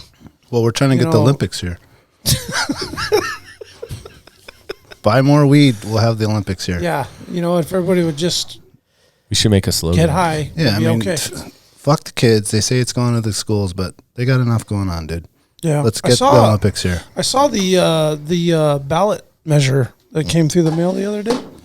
For the investment into the school. Yeah, isn't there one every time? Well, I mean, and you got to vote for it, right? I don't, and I work there. Well, you're biased. Yeah. You got to vote for the kids. Well, my kids go to public. Yeah, vote for the kids. My kids go to a public school. I don't know if they'll ever be as lucky to go to St. Bartlett's Academy, but I mean, Well, you might get it. It's a lottery school now. You know what's ironic is you went to St. Bartlett's. The way it's set up, my kids would be service kids. Fucking sorry, service. But it's not like that Jack, anymore. No, actually, service is the new east. Yeah, service is kind of ghetto. Yeah. No, South it's a good mix. Yeah, South is like South is like South Beach. the super rich white kid school. Yeah. That's what we're all saying, right? Yeah, that's what we're saying. The super white. Yeah. Service. No diversity. Yeah. No, it's all good though. Are your kids gonna go to service? No, Kennedy will go to Diamond. Okay, there we go. Because she goes to Mears, and that just kind of goes. And then, but the other two will if we stay there. But I'm not trying to stay there, man. I'm trying to get a new house. You know what I'm saying? On the east side? No, I want to just live right across the street in the same spot, same area. Just I need a newer house. And they go to Diamond? Oh no, just Kennedy will go to Diamond. The other kids would be, they would be. They'd be Hanchu and service kids. Nice. Yeah, but it's like. I'm an East Sider. You know what I'm saying? I mean, come back. They should be over at Baggage. Yeah, should be Baggage, Wendler, St. Bartlett's. St. Bartlett's Academy. But, I mean, well, you got a couple kids, right? I got 3 boys. 3 boys. 3 boys. One still in the house, or they're all out? They're all kind of out right now. Yeah, they were all out last year, which was kind of weird. I had to talk to my wife again, which is really awkward. Yeah, I bet. You couldn't call your Uber just to... Yeah, no kidding. I had to actually be responsible. That sucked. No, I got my oldest boy who does the Mack's gym and works at the brewery. He lives right down the street with his buddies, and Cam plays hockey and goes to school at Providence, and Gav is chasing his hockey dream right now. He got protected or tendered by the Fairbanks Ice Dogs. Nice. And doesn't mean he made the team. He needs to try out next year, which I think, I don't want to jinx him, but I think he should probably make the team. But yeah, so he's in the weight room trying to put on weight like we all were probably at that age, just stick figure, and you're trying to, you can eat whatever you want. That's beautiful. Oh, man. I miss that. So unfair. I miss that. Lucky Charms before bed? No. Still do it. Every once in a while. Every once in a while. Every once in a while. Not going to lie. But no, he's yeah. So yeah, I'm 3 boys, but they're all kind of out of the house. So did they all play hockey? They did. They didn't have a choice. I'm kidding. My thing with hockey and with anything, I was like, I don't care if they played hockey or not. I taught them that or introduced them to that, experienced that, just because that's what I did and that's what I kind of like. But I told them all the time, if you don't want to play hockey, don't play hockey. I mean, go skiing, go snow machining, go hunting, do whatever you want to do. You're not going to sit there and play video games. I'm not a big video game guy, but get outside and do something. So luckily they all kind of liked hockey, so that kind of was an easy. Yeah. I kind of feel the opposite. I kind of feel lucky my boys didn't choose hockey. Even though that's all we, like if we're watching TV, we're watching hockey, and I'm a big hockey guy, but I enjoy my weekends. Yeah. You know what I'm saying? Mm-hmm. And if you got kids in hockey, that's what you're doing. Yeah. You know what I'm saying? They love to skate. They know how to skate. We go play all the time outside, but they don't want to. That's perfect. Bro, actually play hockey. That is beautiful because there's other things. Like right now, I'm at the point in my life, like I said, 53 years old.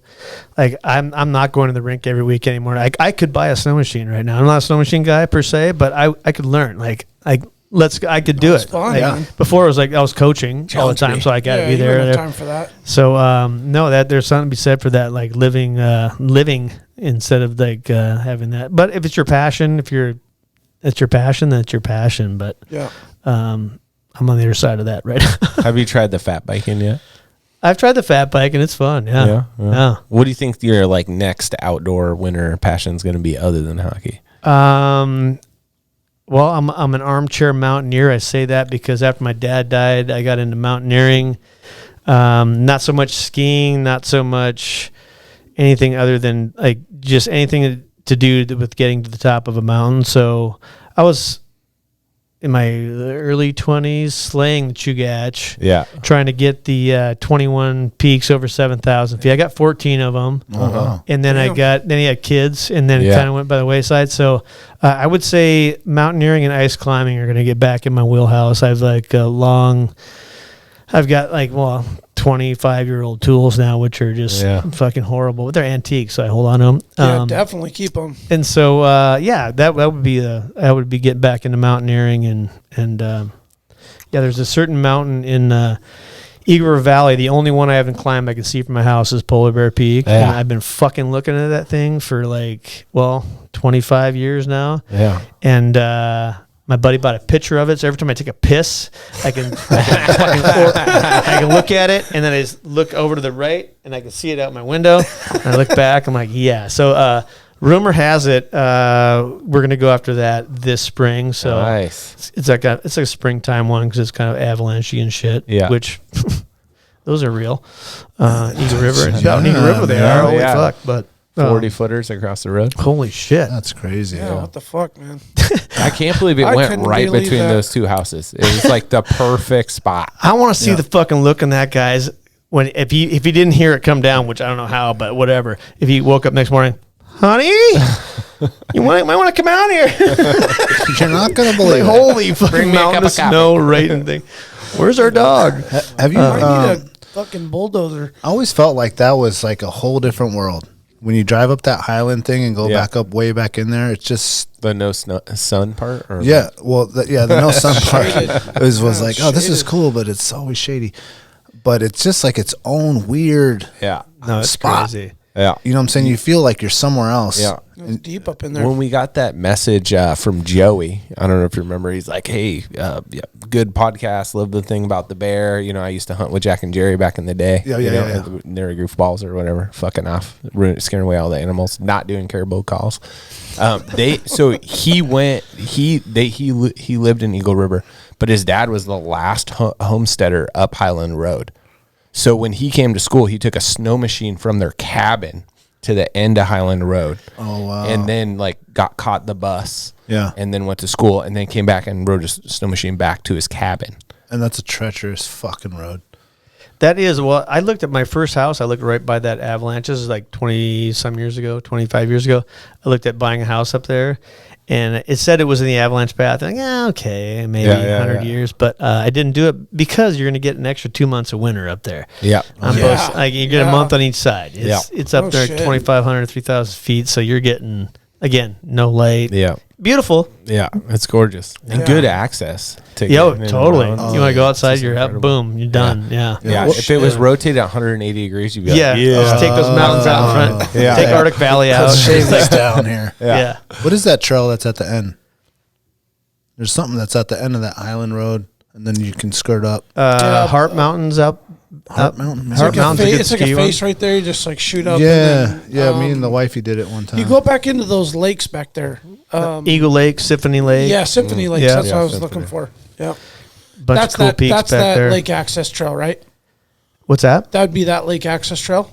Would be that parking lot, and then you go right get to the right, and then you go all the way back. Yeah. Cross that bridge was about halfway, and then there's like Eagle Lake, Symphony Lake. Oh, that's right. And there's those houses right there when you go. You kind of go past them. Yeah. I mean, Eagle River's blowing up.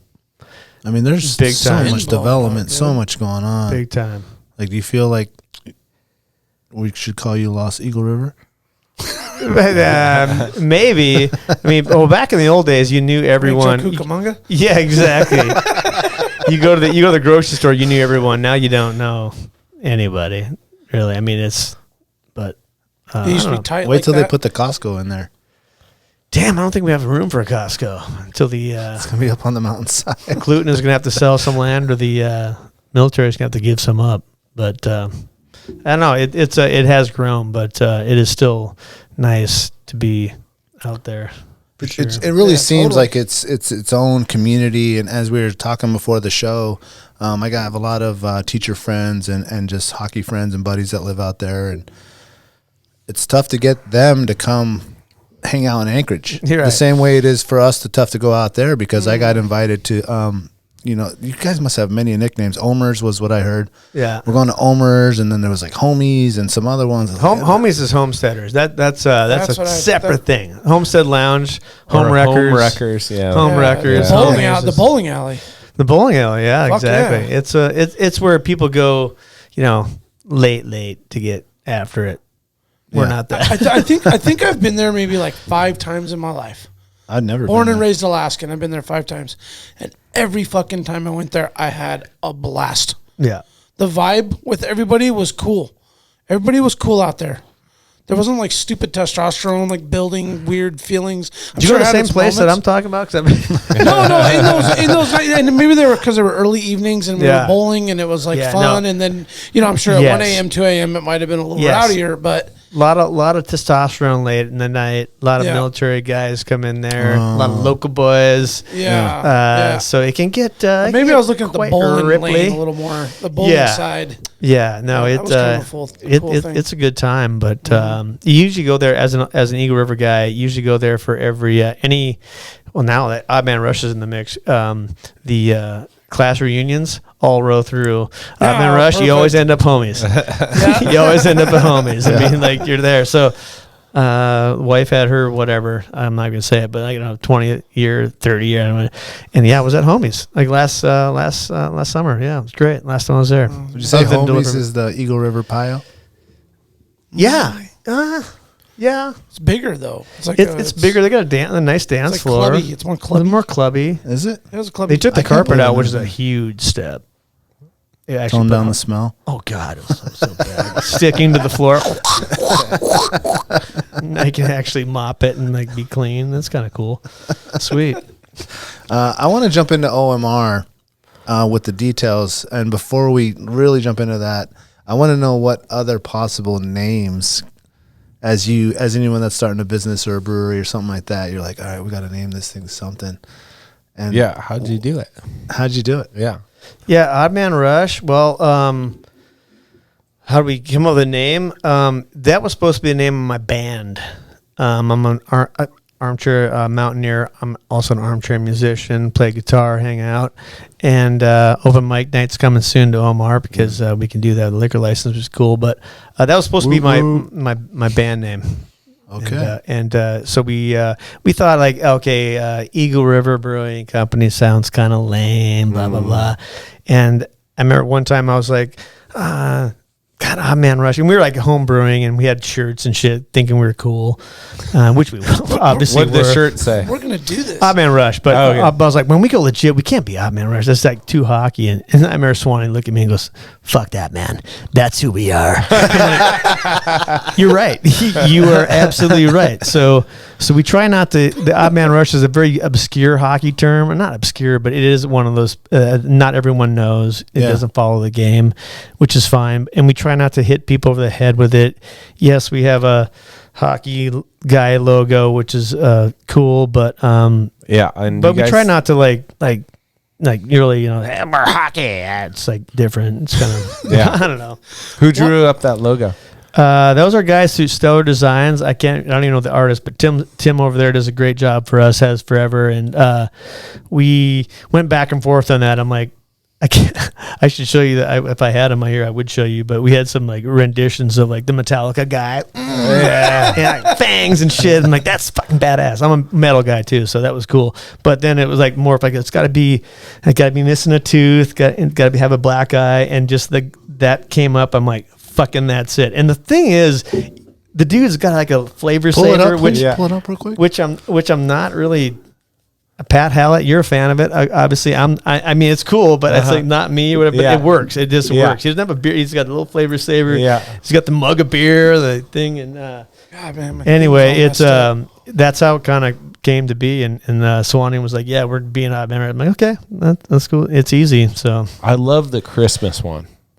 Dude, we got to bring that one back. That was fun. So when I came over and we did our like share collaboration day, like he was like, Swany was like, you got to take a shirt. And I was like, that's the one I want right there. And it, like someone else was wearing it. And I was like, I want that one, the one off that guy. And he's like, well, we don't have any. And he's like, I promise I'll get it for you. That was like 3 years ago. You got to bring it back. Swany. We'll bring it back. You can have mine. I got a large. You large? Justin wears it. Medium? I wear large, but large. But Freshie, Big Freshie wears it in the cidery once a week, and I'm pretty sure he just wears it because I'm super envious. That all over just rubbing your nose in it. So bad. You got both Fresh brothers in there. How's that? Oh, dude, it's great. Yeah, it's awesome. Little Fresh is really the Big Fresh, and then Big Fresh is the conversationalist. That's funny you say that. They're both true. I call them Fresh and Fresher. True. Yeah. No, it's awesong. They're incredible human beings. And, they're great. Yeah, they're great. Yeah, it's fun. Yeah, we have a good Fresh time. worked for me for 9 months, maybe. Big Fresh or Little Fresh? Big Fresh, yes. Yeah. And he got the Sam stuck on the ice one time, and he came to me and he was like, "Oh, hey man, the Zam won't move." And I'm like, well, what the fuck? Went out there and he was green, obviously. Yeah. It's like, went out there. I'm like, lift your conditioner, turn your fucking water off, then we get a fucking lake out here. Anyway, it was fun. It was a learning moment. We call that a teachable moment in the education world.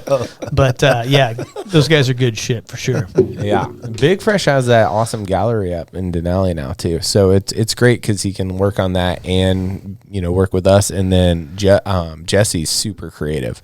Yeah. So he works really well with like our collaborative stuff, and he's always into the small batch, and he's great. Cool, yeah. Love having him. Yeah, those guys are solid guys. Yeah. Let's find that shirt. Yeah, scroll down. Scroll down. It's like Christmas OMR. Not a big there it is. Is the gym and the brewery in the same building? Yes, and so we're in spots 1 and 2. We're taking over. OMR's taking over 3 and 4, and they're in the next 2, 5 and 6. Okay. Yeah, right, like Christmas. It's not gonna. If Young you scroll Rito. down, if you scroll No this gray. down, is Good God, this is like. Where do you guys find this stuff? Internet? Yeah. Yep. Interwebs? interwebs. This is the Google. the Google. Jamie. Is that not it right there? I heard Well, you that's guys, the logo, but he was looking for the T-shirt. Is that he said. bougie? How is it you're searching Why number OMR 3? and that bougie place comes up? That's not you guys, right? which one? That at these 37 essential breweries. No. Yeah. Wh- I was what's like, you what's number 3? expanded to a new spot. What's the 3 mean? Three Yeah. means 3 owners. Okay, got it. And like our sticker that's there, fucking badass. we started in September 15th when we opened, so that's on the license plate. Not a big deal. It's the details. Devil's in the details. Yeah, I like it, man. I like it. So as kind of every brewer or winery person, like you start in the garage with the boys. Absolutely, yeah. In fact, Swany started us off brewing. Oh God, what year was that? I don't even know. It was in the early 2000s. I think a guy named Bill Learman was his buddy or our buddy, and he was home brewing. He's like, "Yeah, check this out." So Swany was like, "Fuck, this is sweet." And I remember going, "Yeah." Whatever. I love beer, and I was like, yeah, it seems like a lot of work. So I sat in on a couple of his, and I was like, this is kind of cool. And so then Swany at that time was playing pro hockey because he's kind of stud hockey player. He was playing pro hockey in the DEL in Germany, so he would leave. So the one time he got me in it, and then he left. And by the time he got back, I was like light years ahead of him. Like he was like, well, when you start brewing, I don't know about site, but when you start brewing, you buy the extract and you pour it in, and I was like, I did 7 batches. I'm like, we're going all grain. Me and Roscoe, Yeah. we're going all grain. And Roscoe had brewed, home brewed back in like late 90s, mid 90s, and I had just built my house. I'm like, dude, I have all the space. You have all the shit. Let's do it. So we did. And so when Swany got back, he was still kind of doing his stuff. And I'm like, well, we're all grain right now, Swany. So get that shit. Get that shit the fuck out of here. We don't need that. So then he's like, well, I'm like, we'll just all do it together. So we all just started doing it together. Then we just just got crazy, and we'd be brewing 10 gallons of beer, and we'd drink like 15 gallons of beer. So that wasn't going to work. So we built basically a 1-barrel brew system where we could brew like 40 gallons of beer now. And then one time we brewed 40 gallons of raspberry wheat. Then we had to drink the raspberry wheat for fucking like fuck this. I'm over this shit. We need to, That's good for a one. That's good for a one. So, for people that listen, Swany is Brian Swanson, legendary Alaska hockey legend, Colorado College Aces. Legendary legend. I mean, he is. He's a legendary Eagle River hockey boy. You know what I'm saying? Do you look at that guy's stats in college? He's why everyone wanted to be a Buffalo. Gomez sucks his cock on every Colorado fucking College. podcast he's on, for fuck's sakes. Yeah, Jesus Christ. He loves that cock. For good reason. I mean, the guy has small cock, but must be really good because no, the guy was a player. And dude, here's the thing: his kid, also a player, Mack Swanson, named after my dad, which is kind of cool because he married my little sister. So, he's like the only guy I would let near my little sister is a hockey player. All the hockey guys never. But little Mac is a stud. Little Mac is got a invite to the 40-man roster for the NDTP, which is like development program. Yeah, development program. So he got an invite, and I don't want to jinx him right now, but I think that little fucker's gonna make it. And he's a little fucker too. He's like 5'7", just like Swany, small but exactly like Swany. Smart, hockey sense off the charts. I mean, he's a little stud, so I hope he makes it. So how old is he? He is how old is I don't even know, 14? 15, 14, Oh, so he's 15, hitting his stride. 15. So is yeah, that no, he's for just like starting. U.S. national development team? Right. So Okay. when you make that team, like you sign a 2-year contract, and then like it's it's a huge deal. Just to get invited to that's a huge deal. Yeah, but yeah. I don't know if you guys you watch on the Instagram. He scored a pretty sick goal. This kid, and it was kind of going viral. But no, he's a good kid, and I hope the best for him. So Yeah, just like Swany. Is he on the team that Brian coaches? Yeah, so they're at nationals that start tomorrow. So at 1:30, you guys not doing anything. I'll have the game on Hockey TV at the brewery while I brew beer. But so yeah, Perfect. And that's one of those things. A team from Alaska being a AAA team. You talk about Gomez winning the national championship. Those days they're tough because all these kids go to these academies, like St. Bartlett's Academy. Just kidding, but they go to these academies, and it's just it's a different animal. And to have a team from a small, I want to say hometown Anchorage, but really it is. It's a hometown team from Anchorage or Alaska to go out and do well against these teams. I mean, they're a top 10 team. I think they're ranked 9th, and they play the 8th ranked team tomorrow. But you're talking they're playing an 8th ranked team that's probably an academy or some other bullshit, which is bringing in kids from all around. Yeah, and these kids are from Alaska, so it's a big deal in that regard. And I think it's a thing that, I mean, if they are able to win, it'll be it's a big small pool of talent taking on big a huge right. Just their odds are crazy. No, it's crazy. So are schools like Shattuck's in this? Shattuck's is probably one of the top 10 teams. They're always good, and they're like big bucks. And this is more grassroots, homegrown boys, and like Jeff Carlson, and Swany coaching them. They're homegrown guys that know what the fuck they're doing, and super rad. Is Jeff have a kid with him too? Or? Yeah, he does. His kid's really good too. I'm forgetting his name, but it'll come to me.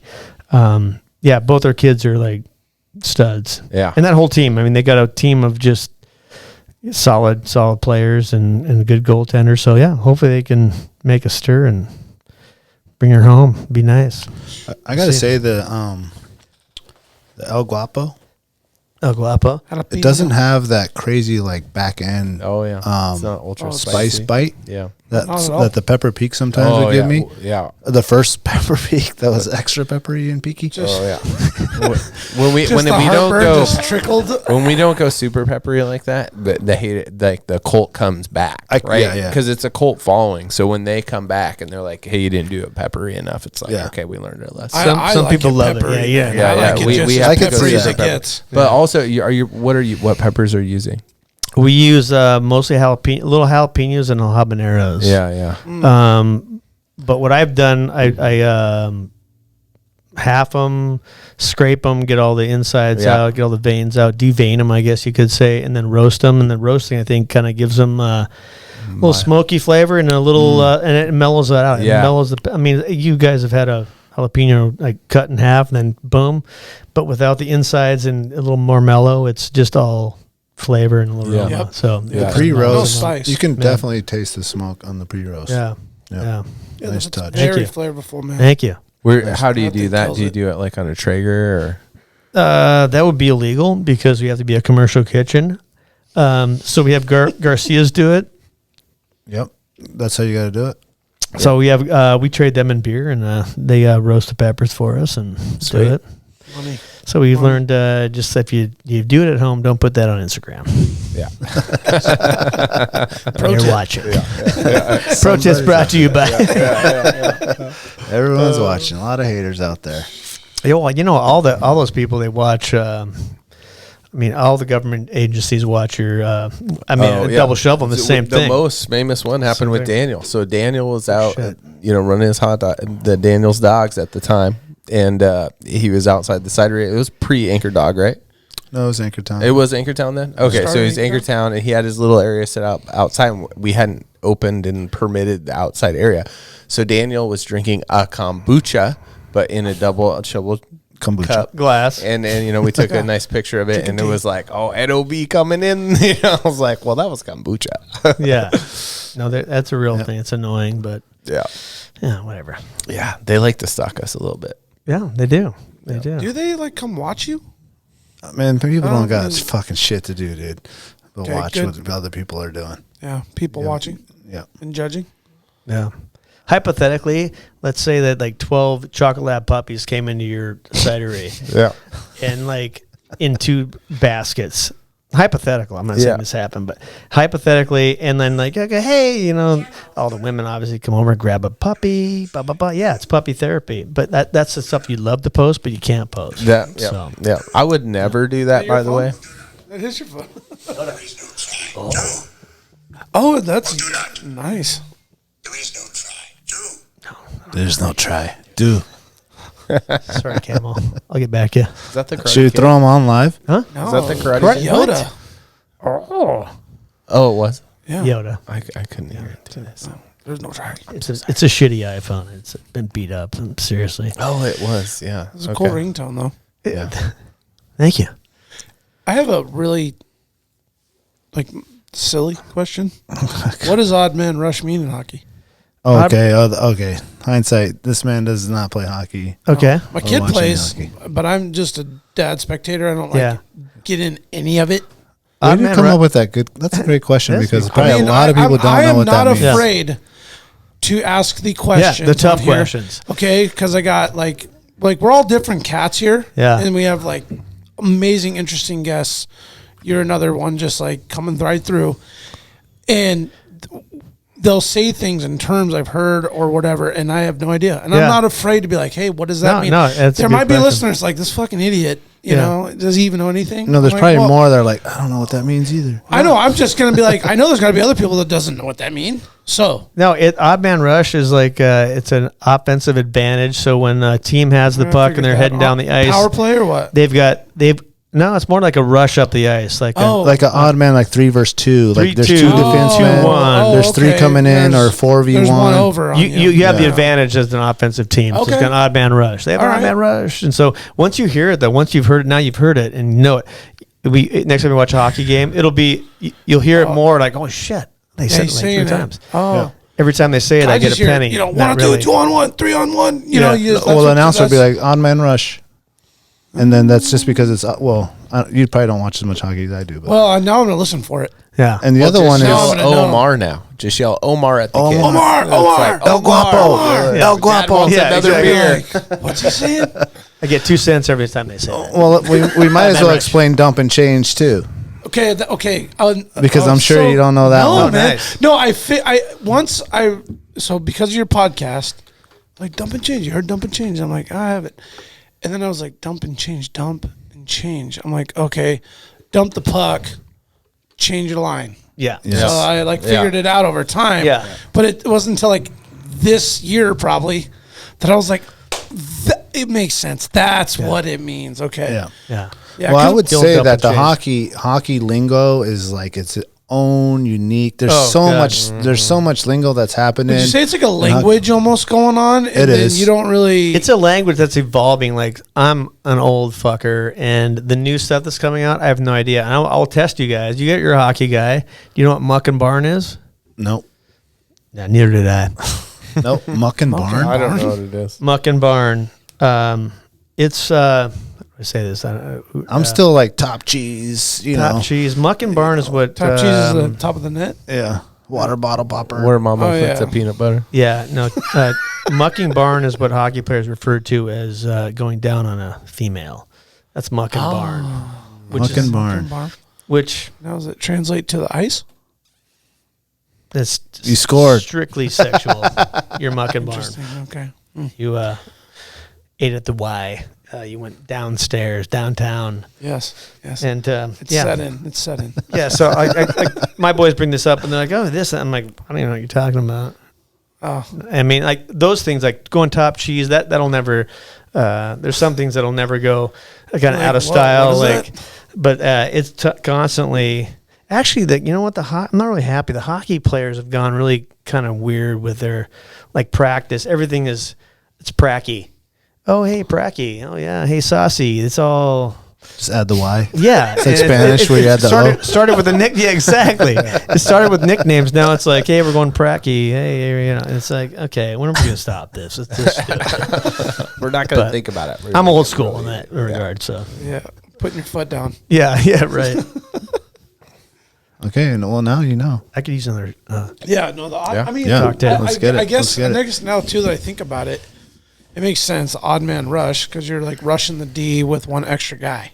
Right, it's an odd man. Right. Yeah, 1, being on number. 1v2, 1v2. Yeah, so it makes, I mean, it's just, I didn't ever put it together until like, but I haven't heard it in the rink, but I'll listen for it. Yeah. You know what I mean? I will. I mean, my kid is Caribou call. There it is. Oh, wow. He even called it out. Ooh. That was a good job, Reid. Oh, next level. Well, my kid's now gotten to the level or she plays Pee-wees, all girls, and they're now doing all the technical. I mean, she was even doing it a few years back in what's before Pee-wees? Squirts. No, it would be your first year. No, it would be your first year Pee-wees. You guys are old school then, if you're calling it squirts and Pee-wees. It's like it's not. I'm still calling it that because that's all I can, Hey, Coach Harry Wilkie said, "Keep your ass on the boards, Buitrago." That's all I remember. Must have been a winger. Yeah. Stay over there. Yeah. I was still learning English. But I guess until now, like the game they're doing dump and change, odd man rushes where they actually do drills, and then when they are a 2-on-1 or a 3-on-1, they actually once in a great while we'll pass the puck once. Yeah. I don't know what it is about kids. Like, if you could just see the puck get passed 2 times, it'd be like, oh my God, look at the shot opportunity you just got. Yeah. It's like every single time, but it's like, nope, I'm taking it. Yeah. It's like, if you just move it a couple times. Yeah. Sharing the it's puck. It's amazing what'll happen. It's a game changer. Yeah. Big time. Oh my God. Like, big what is with kids, man? That's it. I mean, I think once you shift and you're like, I'm not going to be selfish anymore, and we're going to do this thing. It's like you'll score lots of goals. That's the old team thing, maybe. Yeah, the team thing comes into play. Oh shit, this really works. And you hear parents talk about that through the development of their kids playing. It's like, they'll pass 2 or 3 times, and it's like, oh my God, we made 3 passes. They moved it. Yeah. And you watch an NHL game, and it's like, doom. It's like. Yeah, that's why. That's why. Passes before a shot. Exactly, man. So from the garage, let's take this to the next level. From the garage, yeah, we I always like to say we kind of got bullied into the whole thing. I say that lovingly. JJ went over there. Yeah, JJ. Guys. JJ was at our house home brewing when Swany played for the Aces. JJ came up and I remember that JJ. You remember, buddy? It was like a 70. It was like crazy hot. I lived on the side of a mountain, Eagle River. We brought everything outside, and we were on like chairs, and we were trying to do our thing. But yeah, we started in the garage, and then it was kind of I don't know, craft beer and everything was kind of getting legs and moving, and we're like, man, it'd be cool to do something like this. And so we kept brewing, had a really, like I said, really cool homebrew shirts, and did a couple. Actually, the big one we did a wedding for a friend, and we decided our present was the beer, but we had our brew shirts on. They were sweet. Yeah. It was sick, and it was out in Wasilla. It was the only. I can't remember what year it was. It was probably 2013 or 12, but it was when it was like we had a rainy fucking summer, like horrible. The only nice day was that day. It was beautiful. It was like 04, 05? What was that? No, I'm going to say it was... I'll look at the hot dog numbers. They're shit. 10 or 12, 10 to 12, in that range. Anyway, we went there and we were serving our beer, and it was the first time people were like, oh, hey, oh, yeah, oh, that's good. Where are you guys at? We're like... we're just homebrew guys with cool shirts, man. We're not even names. We're like, really? You guys should do something. So like, well, shit. So, but as you know, I don't know if you guys did this, but when you do cider or any beer or anything, it's like free beer, free cider is always good cider, always good beer. Oh yeah. Right. So somebody will drink it. So it's like, are they really telling us it's good and whatever? So we kept at it, and then we decided like we're fucking gonna do it. So we got some investors and took the big leap. Actually went out to Craft Brewers Conference. 10 days, went to hit 25 different breweries. That was good on the liver. In addition to going to the Craft Brewer Conference, the dipstick or what? Dude, it was rough, man. It was rough. And my wife's like, I am not on Facebook. I've seen your shit. Your guys there. I was like, Shauna, we're not opening up a freaking knitting store, okay? We're opening up a brewery. So yeah, we're drinking. You're drinking every day. You're like, yeah, we are. So anyway, I'm about to be drinking a Believe beer that's for what a work. brewery was designed to do. It's just tasting. It's a write-off, honey. so no, it as you know, it's a huge leap of faith. It's a huge step, and you're going in with the big boys, not knowing anything about it. I mean, we did our research, but really going from 10 gallons to 310 gallons for us, man. it's fucking intimidating. Yeah, man. it is. Yeah. But brewers as a across the board are fucking pretty cool dudes. Yeah. And so down in Colorado, we went and went to like Black Shirt Brewing in Colorado. We're like, hey man, is the brewer here? And he happened to be there. Come on back, check it out. Yeah. Fuck yeah, they were cool. They were cool as shit. So a lot of that, and we even referenced some of our pictures that we took when we were building our brew. Like, oh shit, we need a compressor. What the fuck do we need that for? It's like, you need it for your we're like, exactly, dipshits. What, you need that for your keg cleaner? Really? Where are we gonna put that? Shit like that came all the time. But need some more space. we faked it till we made it. So now we're really happy, and obviously Eagle River needs something like that. And it was very humbling when we were still sitting here almost 7 years later, Yeah, you guys have a mad cult following. It's awesome. It's a really cool vibe when you get in there. But then the people that, are part of this cult, this awesome group of people, they bring the vibrancy there, and you see it when you walk in. And it's cool to be in those places because you go in there's some staler places around, Yeah. And make good beer, but they just don't have that passion, that vibe that you guys draw in. And I think like going with that hockey, that was a good move. Yeah, dude. Do what you know. Yeah. At some point, be authentic and own it with everybody that's involved. Is right? there brewery beef? Brewery beef? Yeah. Brewery Is there like battles? drop the gloves almost with the boys in Girdwood or something? Brewery wars? No. Not the Girdwood boys. No one wants to do No. that. We whipped their ass. Like, duh, I pulled the jersey over Or his is head. it more like we skiers. found with the podcast, like everyone's helping each other. You got questions, you can call these guys. Yeah, I don't Or is there have- some people with their nose in the air? No, I'd say across the board, people are pretty open and willing to help out. I'm sure there's we don't have any beef with anybody. I want to say Gabe's on another level. Yeah, that guy is just like, dude, I hate that guy. I love him. I'm kidding. I hate the guy because he's fucking good at everything, right? He's like, I'm this fucking world class dude. I also weld. I do this, the musician, whatever. All the brewers have been great. We don't have a beef with anyone. Although we just did a little bit for Bleeding Heart.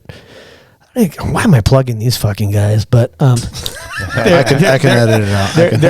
They want to cut. They're good Scotty buddies. would They're say funny as cut. shit.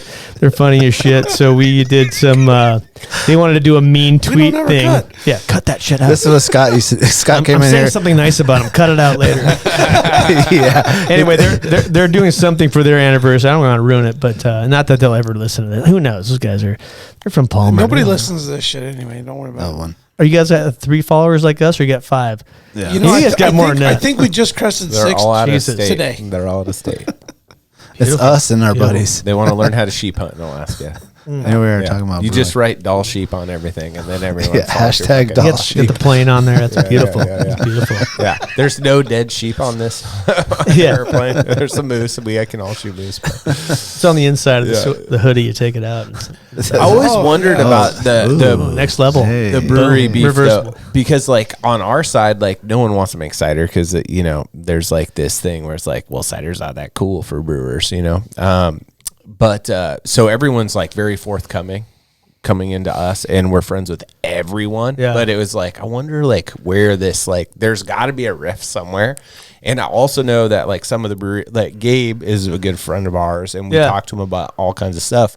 But we also have a fooder from him. You know? Big time. So we kind of got into the sour game. I mean, he's on a whole nother level. Dude, but But we're trying to be in that whole other level on the cider front. But it would be interesting to like really know. Like you guys are so easygoing and Girdwood's so easygoing, but there's got to be like some weird shit going on between some of the like the non-easygoing guys. Nah, they're prying, dude. I don't know, man. There may be. We're not involved in it though, because I mean, we're sellouts right now. I don't really give a fucking chilling? Shit. Well, no one's fucking with the hockey boys. Well, you won't be a sellout if you testify tomorrow morning. Yeah. I'm testifying tomorrow morning at 8 o'clock. Yeah, so there you go. Absolutely, and like I said on the news, I don't know if you saw that one, but it's like there's Jackie in them. It's like yeah. It's like all these brewery laws need to go away, and they don't go far enough. And fuck yeah, and I don't have any skin in the game anymore because it doesn't really matter to me, but it does. It does matter to me because you know. I don't know. It's a one thing about brewing community in general is it's I don't want to say brotherhood, but it is kind of like a brotherhood or sisterhood. I don't know what we can say anymore, but it's a tight group and they watch after each other. And I definitely want all those laws. Like those laws are fucking ridiculous. Yeah. I'm just going to say it. I don't know what. I probably won't say that tomorrow. I'll probably be more eloquent at 8 a.m. But really, they've got to see where this pull night their goes. fucking head out of their ass and really look at. To me. And so I'll tell them tomorrow, my big thing is it's competition, right? So they're trying to limit the number of breweries in towns or whatever, or they're like, we're competing with liquor licenses. Fucking goddamn right we're competing. And guess what? You have three breweries in town in Cordova, or wherever you want to say. Well, guess what? This guy is going to do it better than that guy or that guy, then maybe that guy is not there anymore. That's how business works. That's how competition works. We're built on this as a country and definitely as a state. So what is the issue here? The issue is these people who have liquor license think they have this liquor license and they can have it print them money. Well, motherfucker, if you want to make money, then go out and hustle. Like, make your place cool. Make it a place that people want to go to. Make it like Double Shovel where they want to go there. It's aesthetically, it's badass. The product is awesome. What are you guys doing as a bar? Opening a bottle of JMO and that's $20. Like, fuck you. You could have 30. Yeah, exactly. And we're making stuff in our own hometown. We're creating jobs in our hometown. Yeah. And we're not, I don't want to be a drunk bar scene, but I do want to compete. For some of that money, and now they're talking about level playing surface. I'm on a level playing surface right now with liquor license. I had to buy a liquor license to get there, which is sad. Which it shouldn't be, but that's it. And I don't know. It's bullshit. Adding on to that a little bit, so like it is bullshit that you have to switch from your manufacturer type to be able to buy that in the first place, and then you buy it, and then I'm a cidery, and because I make my what's up with stuff that? Out of wine, out of fruit, I can't buy a brew pub license or a cider pub license because that doesn't exist in the statute. So I can never buy a BDL. So I can't like skirt the system like you did. Like, what kind of horseshit is that? No, that's totally true, and that's the kind of shit they have to look at and fix. But I honestly don't think that's going to happen anytime soon. That's why we went down the road we went down. It wasn't happening. Again, I'm an old fucker, but it ain't going to happen in my lifetime. I didn't see it happening anyway. I mean, they're making steps. This is a big step for breweries. Huge progressive step. Huge. Staying open 2 hours later, huge. I can tell you that from experience right now. Huge. But that's still peanuts, I guarantee that if we were open, better than nothing. Though. So it's progress. Totally. We've been open. You have to take progression comes in steps, not in these big bounds. And we haven't had any progressive changes in 14 years. So it's like we need one step, and all the stakeholders work together, and we all don't get what we want, but it's better for everyone. We all get some things we like out of this one. And the thing that's messed up is all the opposition. We all got together. We all been working together since before when we started, and I've been at almost like at least half the meetings since 2015. We all agreed on this. Mental health, the bars, Char helped do this. Yeah. The breweries. Before. And so now it's just like the legislature and their own issues and their own agenda. So if they let it go through, which the people want it to go through, then it will be in a better place. And then in 4 years, we can talk about like what things could we refine on what we had done before. That seems fucking reasonable. Well, why don't they do it like they do with like marijuana stuff, where the like actual communities decide, and the people that are in the communities decide? Mm-hmm. It's like, okay, do you want the breweries to be able to do concerts and shows and be open till midnight, the same as the bars? Because as you reach an age like I am, 40, I'm not going to bars anymore. I'm not doing that. Well, I am going to breweries and cideries. Like, that's what I want to do, and I'm going to be home by midnight. I'm not going to be out till 4 a.m. at the pile, you know what I'm saying, punching some guy. That's done. Right. You know what I'm saying? But there's probably a lot of voters and a lot of people that would say that's more beneficial for the community than the actual bar scene. Yeah. You know what I'm saying? So I don't understand why. All right, I do understand why, but it should be that the community has a voice in this, just like they do in the marijuana business, because they have to go through all the community things and be like, yes, we approve this and this and that and all that. But so that happens. It's similar. So AMCO's run. So now it's AMCO. So the marijuana and the alcohol all go through the same AMCO, the same regulatory agency. What's different is like the statutes are written in a way for what it's similar. They're written in a way specific to marijuana and a specific to alcohol, but and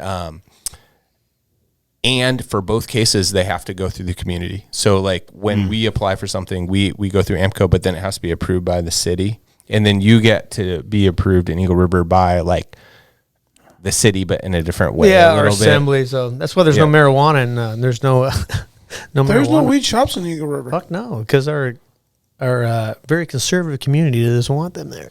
Yeah. So they it makes sense. They all get to add those things. Just stop at the bar at the and so there is the community thing. The problem is that at the statute level, it's way stricter. Okay. For alcohol, and the reason it's like that is because we've never had an alcohol bill in Alaska. This Senate Bill 9 is the first alcohol bill. Everything else is like, here's a bill, and we're going to throw in this other thing now that we're going to say that, you can have this many breweries per this many thousand people, and that gets added in some other bill. And so part of this bill is like bringing everything together for the first time. So who makes the decisions? The legislature. So what happens is a Senate, like for this bill, this bill is Senate Bill 9, was introduced by Senator Michichi.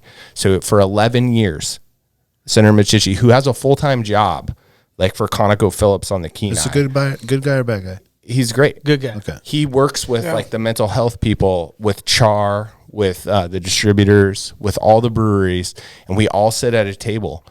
And a lot, like frequently, at least once a month, and like hash through every line of what's written in all these different places and try to put it into this bill in a way that works right for like the state of Alaska, all the different communities.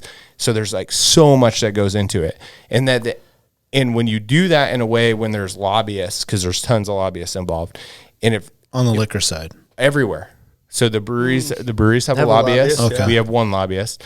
That CHAR has a lobbyist. And then, the distributors have their lobbyists, and then the other stakeholders can show up. Like I show up because the brewery lobbyist, he's representing Alaska Brewery. Alaska Brewery is distributing to like almost every state in the United States. That Alaska, when you say Alaska Brewery, Alaska Brewery. So they're representing them and the small breweries like OMR or Double Shovel or whatever.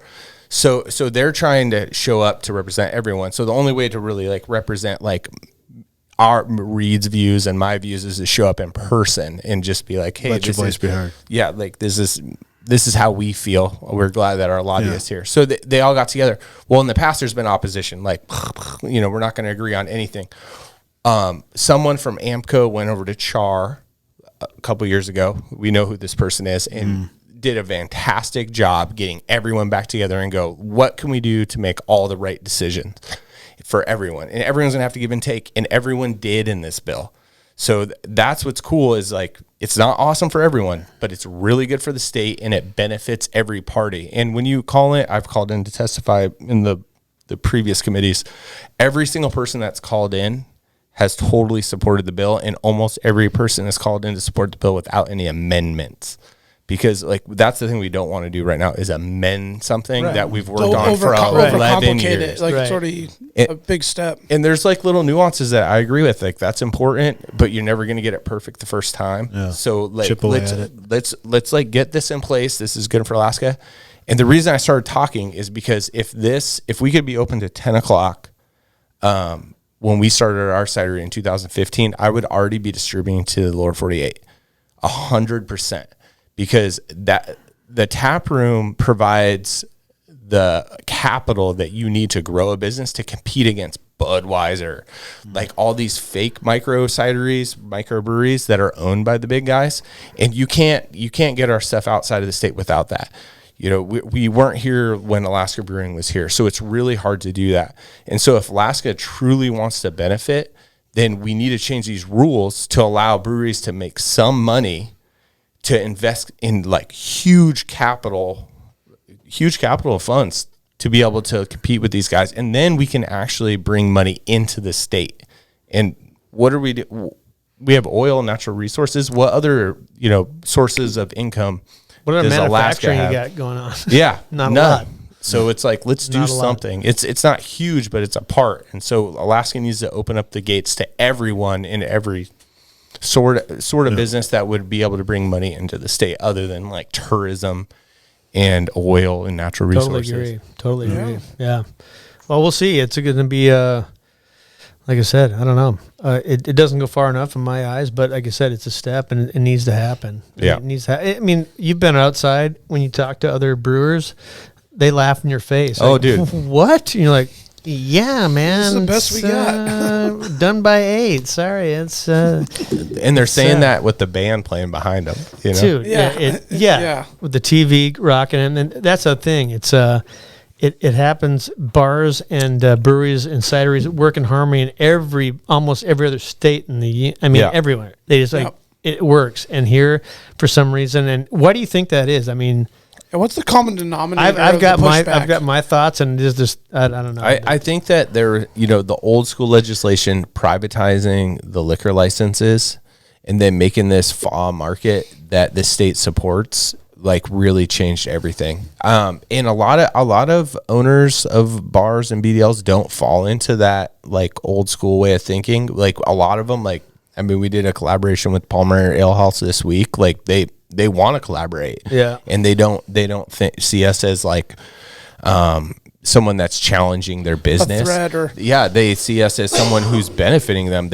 And when you go to those places that truly collaborate, they have all the true craft beers of the moment on tap. Right. They'll have they're in tune with it. Yeah. They'll just have a really good selection. It's not what's at every, tourist trap. Right. Exactly.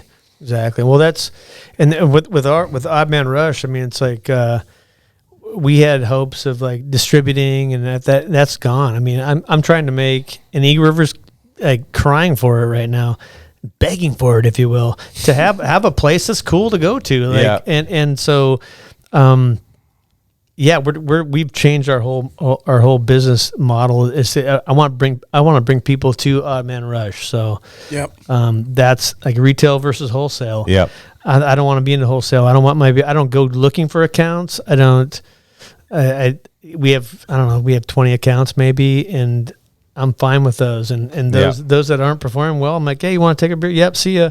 I'm fine with that. Yeah. I want people to come to Odd Man Rush and have a good time in Eagle River, and that's kind of where we're at. Yeah, we're doing it. And I think that so I think that's the right way to do things, because it does a few things. You don't chase the wholesale.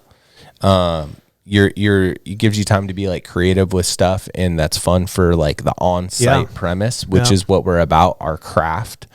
For us, what's a little different is what started our business was having like autoimmune diseases in the family. And so that's where we used to brew beer, and we distilled whiskey and all, and we found this way to make cider, this colonial style that's super dry.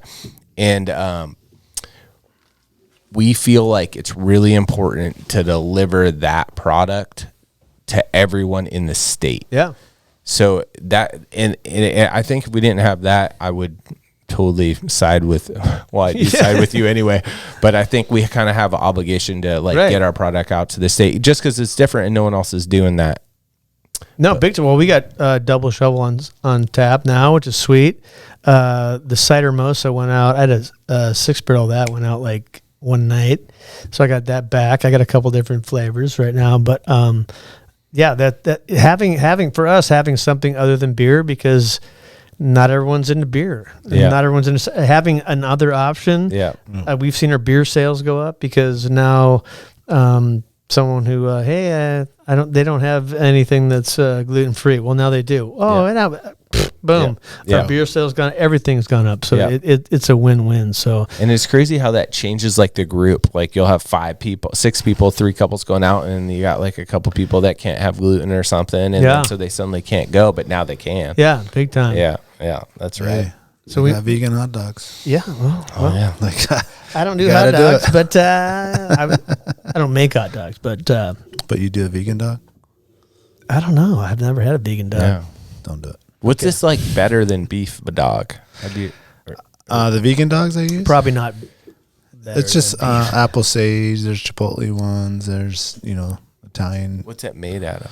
Like eggplant parmesan, tofu, things like that. Beans. Yeah. Yeah. A lot of beans. Yeah. I mean, I'm a meat guy. So Yeah. Yeah. I mean, I got it for you, but How often have you wanted to like bring down some of your wild game? You're like, I'm doing like 100% caribou dog on this time. I'll do it for like a couple of guys that are like true guys. Yeah. And you know what I'm saying? We don't sell it to them. We just kind of like, hey, I brought this for you. Yeah. You know what I'm saying? This is he packed his lunch that the day. sheep dog I got or the caribou dog I got, and just hook them up, That's cool. Or a special Friday or something. Yeah. Killer. Let's take a quick second here to some of the sponsors. The Treehouse AK, your one-stop dispensary located at 341 Boniface Parkway. Be sure to ask the bud tender about their deal of the day, because honestly, there's always something good on deck. And guys, listen, this is where the culture lives. At the Treehouse, their dedication to servicing consumers has been developed through a lifetime of involvement in the cannabis culture. They're committed to providing the highest quality products at whatever value your budget affords, while always maintaining the deep-rooted principles that have carried them this far. Their focus is on relationships over transactions, and you can always depend on them to treat you with the respect you deserve. Hit them up at thetreehouseak.com, and remember, you must be 21 years of age to enter their store. Tailored Restoration, 24-hour emergency home services, helping Alaskans restore their dreams since 1972. Services include fire, water, mold, post-emergency cleaning, repair, and remodeling. Tailored has an emergency response number with trained professionals available to help you at any time, day or night. Give them a call in Anchorage, Eagle River, Mat-Su, or Fairbanks. Make an appointment today at tailoredrestorationalaska.com. Since 2008, Serrano's is Anchorage's own new generation of old cocina. Their menu showcases the passion and love of their rich heritage and unique family recipes that have been passed down through the generations. Serrano's goal is to embrace and display trad flavors using the best ingredients that are available. They focus on making everything from scratch daily. In-house menu includes handcrafted corn tortillas, salsas, carne asada, and chorizo. But don't take their word for it. Experience their tradition and sabor for yourself. Locations on Tudor and Northern Lights, both with new tequila bars. Check out their daily specials at serranosmexicangrill.com. The Connoisseur Lounge, located in the heart of Palmer, Alaska. The Connoisseur Lounge is Palmer's first locally owned and operated cannabis retailer. Their beautiful store is located at 226 Evergreen Avenue. The Connoisseur Lounge has exclusive cannabis products such as Snowcap Romance, Aurora Haze, Super Glue, and one of our favorites, Sugar Cookies. And if you're not into the flower, the Connoisseur can hook you up with edibles, vape supplies, and a ton of CBD options for all your health and inflammation needs. Check out their daily deals at theconnoisseurlounge.net, or even better, stop by the lounge today. Remember, you must be 21 years of age to enter their store. Who are the Kraken playing when you're down there? They're playing the Las Vegas Golden Knights. Oh, that'll be a good game, huh? Is that like the start of a new rivalry, maybe? I guess kind of. They're it both should be. they're both new. kind of brand new teams. Yeah. I mean, Seattle has a long way to go. They pretty much got rid of a lot of their best players. And Vegas is still good. Vegas is still trying to get into the playoffs, but they should be there because they're looking to get the points, so they're really going to come at it. But the Seattle's got a ways to come before that. But speaking of that, I would think that it would be a really good idea now that kind of the Kraken are linked up with the Gomez Foundation and all that, is to have an outdoor game somewhere up here. That'd be sick. An NHL outdoor game. Dude. You know, Seattle versus Vancouver. Portage Lake. Yeah, where'd you do it? The Portage Lake? Goose, baby. Goose Lake, baby. Yeah. We'll do it on the mud Question, flats. man. What'd you do that? You'd have to probably do Big Lake. You know what I'm saying? Probably a big lake. Probably a Big Lake February, so they don't fuck it up like this I'm thinking last year. Eagle Lake up in the mountains would be. Oh, yeah. They got money, right? We're all hiking over the pass. Skiing down. Yeah, I love it, man. Let's do it. Well, now they can just put kind of the rink anywhere. It doesn't have. Actually, Let's they do did it up the first time they did the lake one this year, right? At the Lake Placid. yeah, was it Lake Placid? I know they did it last year on Lake They Placid. did an NHL game? Yeah, I think they did. They actually did like an outdoor game at a lake. Where, On That was like. but even though I still Lake think Tahoe. Lake I Tahoe. think they still put like the rink on the lake. You know what I'm saying? Oh, Yeah. it has to be like all official. It can't was just be Lake anything Tahoe. willy-nilly. Yeah, I think to fit the amount of people, that you probably want to go like Big Lake, because it's still really epic views and all that stuff. Yeah, it was Lake Tahoe. That'd be sweet. But yeah, I'm thinking, God, it'd be nice to be Eagle Lake because you're up there. But yeah, the ice is not going to be perfect. NHL style ice. It's going to be ruts in it. And Well, that's what I'm twist an saying. ankle. I think Yeah. they just put their You gotta little water rink. it down. They put their little. They put their Bring liner the on the ice and then Yeah. made their roast. Probably right. Yeah. Yeah, I think that's what they did. Fire Lake. We'll do it out in Eagle. Is that what's Fire on There you Lake. go. Lake? Lower Yeah. Fire Lake. Yeah. Yeah. There Yeah, it that is. would And be because you good. get up high around it, you know. Yeah. Man, that'd be cool. Yeah, that's a pipe dream, boys. No, I don't Maybe. think so, man. I think that's possible. The way that they're doing the shit in fucking Florida. Mm-hmm. You know what I'm saying? They're doing outdoor games in crazy places, dude. They are, man. It's insane. I It's mean, like, I've seen what? them in like Buffalo and Penn State. I mean, No. going They're south, doing too. like down south stuff. You know, UAA. They had one in should do that. California. You know, UAF should have like an outdoor fun game like that. That would raise so much money for them. That's a good idea. That Just would be good. Do it outside. They need this it. season, Yeah, you know? Really UAA good, versus UAF Yeah. at Fire Lake. Yeah. Meet in the middle. Yeah. Well, it's a hometown of Shasby, Coach Shasby. Yeah, All right. Yeah. that would be good. I'm hopeful for UAA right now. Actually, after talking to him on the podcast, very hopeful. I was the biggest cynic of them all before, and Yeah. he sold me. Yeah. Yeah, I mean, he's passion wise, and there's a couple things that need to be happen with UA hockey, but one is like build their own barn on campus. Yep. Yep. Yeah. And I know a lot of people are, oh man, they screwed by not putting ice in the Alaska Airlines Center. I'm like, well, if you leave the volleyball, and nothing against volleyball or basketball, but what other Division I college hockey program shares their building with anybody? It's yours. It's your ice. It's the Whether rink. it's not taking in and out, it's not Sullivan Arena. It's like coach wants to bag skate you after a bad road trip at 2 a.m. Guess what, boys? Put your skates on. We're bag skating. So it's got to be its own entity and own rink, and it's got to be done right.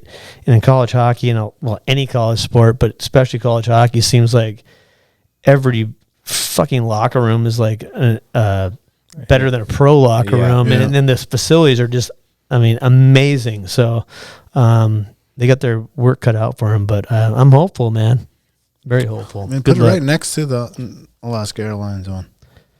Yeah, let's plug it in there somewhere. Is there some work on actually like designing something and proposing and getting in a bond, or?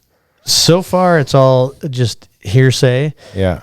But that was the inclination I got from Coach Shasby that it's being talked about. It's actually going to happen. I know that.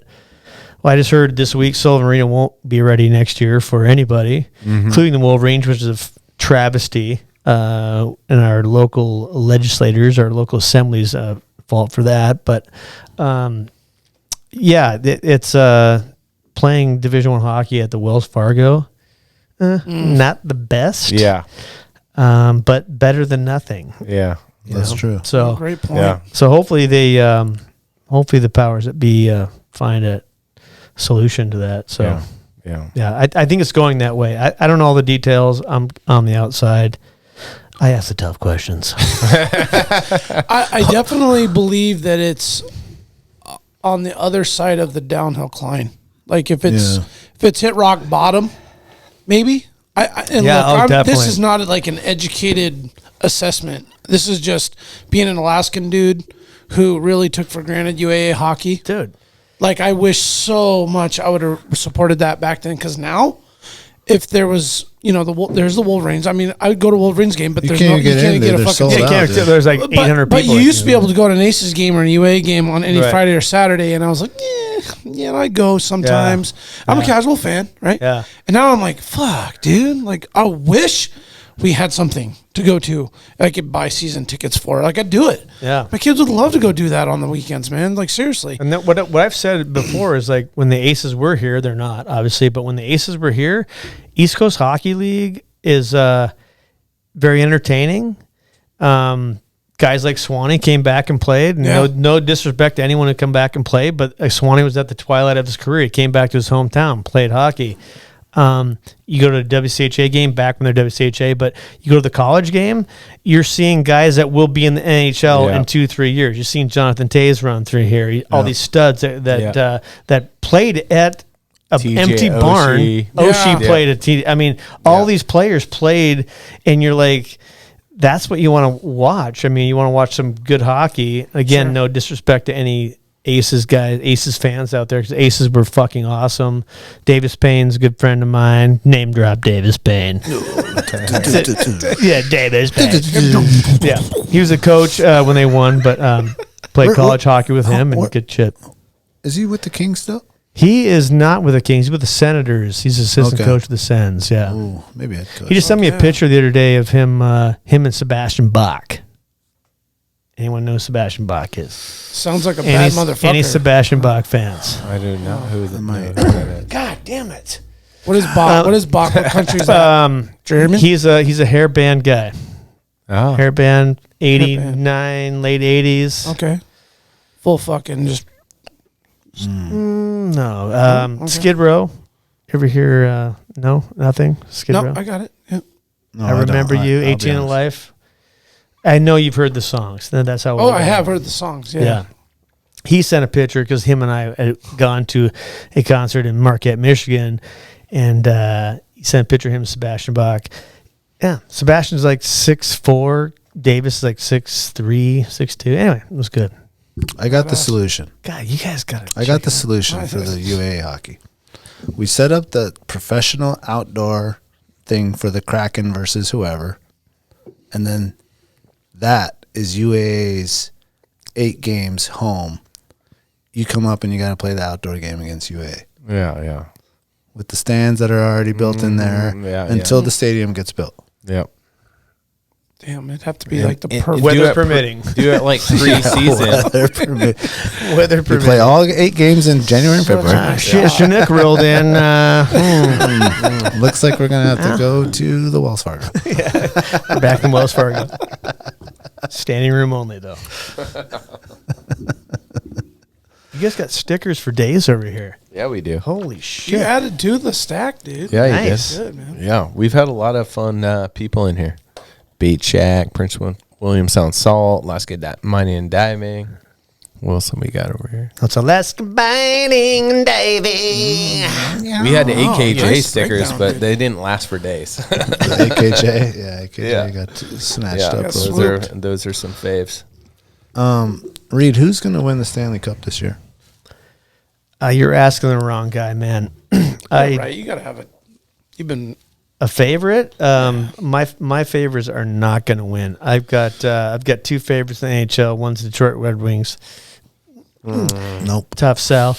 I don't think they'll make the playoffs. But after making it for like 25 years, not making it now. And the Oilers. So those guys, not so good.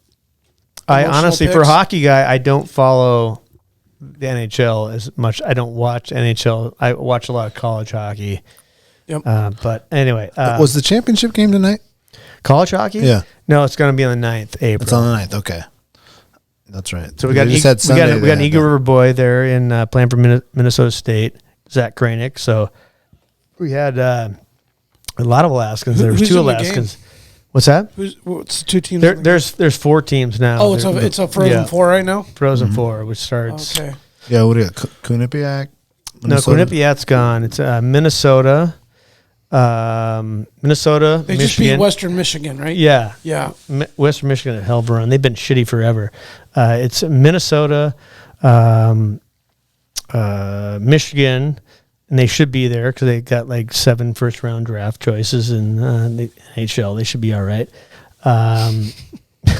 No, I'm sorry. No, they do. That's badass. Isn't like the U.S. National Development headquarters in the same town?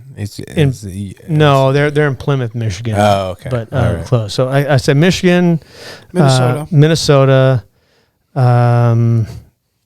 Minnesota State, Boston. No, and there's no hockey. Boston? No hockey East guys over there. I'm blanking on the other one, but Pull it up. Too many ciders. Pull it up. So who are the 2 Alaskans? Well, Tanner Edwards is playing for Minnesota State, and Zach Kranick, who's an Eagle River boy, playing for Minnesota State.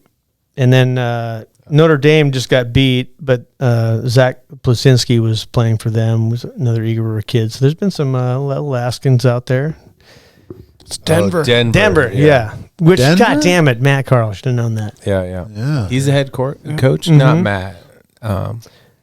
No, not Matt. It's the other Carl. I almost said it. Yep. Didn't say it. Yep, me too. Oh, man. Yeah. The other You know Carl. that's The other Carl. what do we call Brandon I'm drawing a on the team? blank What's right now. Brandon's nickname? The diver? The dive instructor. That's their cousins. Oh, the dive instructor's cousin? Yeah. The backstroker? Yeah. It's funny. Yeah, what is The his backcracker. name? I'll think of it in a minute. Yeah. How That's a drunk? badass I got story, a too. personal question, actually. How drunk was Scott Gomez on your guys' podcast? Buckled. Oh, shit. Yeah, he was buckled. Good That was to great. know. It was Good great. to know. It was great. Oh, man. He's It was great. And actually, doing a podcast with Mr. Gomez is very, very difficult because keeping him on task. How about this? It's like Did you you do this? You have but you have like an agenda. And you just like throw that thing out the window. You kind of let him go where he wants to go and come back. And you ask a question, and he goes and comes back. But no, he's very entertaining. Very entertaining. Yeah, he was pretty liquored up. At that He's point. a funny guy. No, dude, he's a great guy. Great guy. Scott, we love you, Scott. When did he show up for the recording? What time? Yeah, like, did you set a time? God, I don't know. Or we were like, hey, just give me a call when you're. He was in the green room for a He while. he was in the green room. It was a nice day actually, but Oh, you guys did outside. we did it outside. Oh, it was really nice. It was like, Yeah, when great. can we do that? Let's do some outside stuff. Yeah, JJ came and he was dressed in black like Johnny Cash. Everything and we were like, it was outside, nice May Day, hot. And never, not a bead of sweat on that guy's face. It was He's great. a stoic Just man. full temperature control. He's stoic, Great. man. What the hell's going on here? What's the funniest thing that happened on that podcast? So fresh the whole time. The funniest thing on the Dump and Change podcast? Ooh, yeah, I don't even know. I don't know. There's been a lot of like I'm old, so I forget a lot of shit. So, fuck, I don't know, man. It would have to be Gomez. I can't really tell that story. Sorry. Yeah, it's That was off air. Mine would probably be the same. Off the record. Would be a different It's gotta be spin. off the record. The best podcast was the one we couldn't air with Scott Gomez. Yeah. What he said between. I shouldn't have said that. You can't even. You can always edit it out. You can always edit it Yeah, out. always edit it out. Always edit it out. And then when he caught us when we had the GoPro going for a while, then he realized it was a recording. He's like, turn that off. He like collapses it. And it's like, oh, I gotta that's tell you done. something for real now. It was hilarious. We got to like just kind of sneaky on him for a while. Oh yeah. Yeah. Then he collapsed that thing, and I was like, well, Got some video for It's a minute done. there. It's done. How about a moment at OMR where like you realized that you weren't paying attention or you fucked something up and it resulted in a catastrophe or some funny situation? Damage control. Catastrophe. Well, brewing 101, you learn as you go. There was a time where we were trying to, I think it was the Enforcer. We were brewing some IPA and, we couldn't, they were trying to get what we call releasing the turd off the bottom of it, getting that shit out, and they couldn't get it. So this is really early on. So they're like, okay, we're going to valve off the CO2 escape, or the CO2 comes out, we're going to valve that off and let it build pressure and let it go. So not knowing that, I came in 2 days later, didn't look at their little gauge, which I look at every fucking time I go up on a fucking ladder and open up that little man way up the top. And I didn't do that. Swany was to my left, and I opened that thing up, and this 6-inch quarter plate stainless steel thing goes boom, boom, and just explodes out the top. And I remember I was down below it a little bit, but it comes screaming off because it built up pressure, and hit the roof, came down. I'm like, what the fuck? Almost killed me. Yeah. So the other part of that story is we kegged that beer, and we transferred the bright tank, kegged it, didn't taste it. Oh, it's good. I'm actually working the tap room, which I don't do very often anymore, but I was at the tap room early on, and Chris Moore, I don't know if you know Chris Moore. Chris Moore comes up and goes, bro, just had an Enforcer, man. What is this? I'm like, what the fuck? I don't know. What is that? He's like, that's the Enforcer. I'm like, oh, fuck. Go back. Miraculously found like 2 kegs from the old batch. Put those on. They're fine. Every other thing was shit. So we learned on that day that yeast do not like being put under like high pressure. Oh, no. It still makes alcohol. Yeah. But it fucks it up. So in that time, we had actually used that yeast as a starter for a double IPA. So I went and tasted the double IPA. I'm like, oh, Swany, it's not good. He's like, what do you mean? I'm like, something ain't right. So we went back and figured that out. But that was a learning moment. Teachable moment. Teachable moment. Yeah. Go over and distill that over at Anchorage. Yeah, we should have, but it was like open, let it go down. Yeah. We've run a couple batches. I mean, it doesn't happen very often, but we fucked up a couple batches here and there. Yeah. It's always tough when they're like 90% good, and you're like, damn, dude, I just can't put my name on this shit. Like, it's like, hey, Anchorage Distillery, you guys have an opening next month. It's like, I got 20 barrels. Yeah. Everyone else likes it, but I don't. Yeah, no, it's a real thing, but no, it happens. Yeah. Every once in a while. Yeah, no, that 4 sequels pressure time area thing, scary as fuck. Especially people that don't appreciate it, because with doing wholesale, we have a few extra employees that you guys don't have, and sometimes people are just like, see, it's a pretty day, and they're ready to go skiing, and you're like, hey, you might want to open that right there, lead that off first. Yeah. Like, thank God I like walked through and saw that at that moment. It gets a little scary. No, that was like I said, I look at that gauge every time I go. Anytime I go on top of a ladder, I make sure that we're good before we're good. It's like the one time you tap the radiator thing and you try to take it off and burn the fuck out of your hand. Yeah. I think our favorite funny moment was exactly what it is. So we like to start with the hot pour off. And then we kind of we make it sterile so it breathes to get that yeast going in. And it was like a hot summer day, and I think the juice was just like a little warmer than we had anticipated. And then the controller for our glycol was working, but the actuator was isolated, so we didn't realize it. So we're all sitting in the front. It's a beautiful day. Like the whole crew's like at the table. It never happens. And then suddenly, like, you hear like waterfall shit hitting the ground, and you look up, and there's like a fucking 6-inch like waterfall coming out of the top of a tank, just splashing everywhere in the back, and you're like, fuck. All the customers Pumps are out. like, what's going on here? You're like, yeah. The funny thing is, those sounds. Yeah. It's always sounds when you go into a place that like your cidery, like sounds, and you don't want something ain't right. Yeah. Big time. That's funny. Yeah. How about with the squeegee? Have you ever hit the bottom of a valve or a tri-clamp and knocked off the? No, but I'll tell an embarrassing story. One time we were, I'm going to blame it on Swany's kid, who's was in my grill at the time. But we were what the fuck was I doing? I was at the it was a more cowbell, but I took the what? We're brewing we had More a beer cowbell? called more cowbell. Oh, love it. So we it's a chocolate milk stout. So Ooh, yum. I'm at the bottom of the fermenter, and he comes over to me. Henry comes over to me and is like, "Hey man," I'm like, "Hey, what's up, buddy?" And I reached for the tri-clamp behind the butterfly valve that was at the bottom of the fucking thing, and I'm like, "Hey, but fuck!" And I fucking put my palm on it, and I'm like, "Motherfucker!" Swany's there. Kid freaks out. Henry runs away. And I'm like, what the fuck? And there's no easy way out of this thing. Yeah. It's like you have to eat a bunch of beer before you actually can get control of it. Yeah. And I'm like, so we're trying to get like the tri-clamp comes with that little O-ring. You're trying to get the O-ring in there. The O-ring's like long gone. So I weaseled the O-ring after, and it was like a situation of just like, the beer's going to come at you at whatever PSI it is. It's 20 and you're like, "Duh!" We were both fucking soaked. We got it on, but I'm like, holy fuck. I've never done that again either. That was another teachable moment. So we had figure that one out. So me and Anita Meyer and Nita Cider were Nita Cider? Yeah.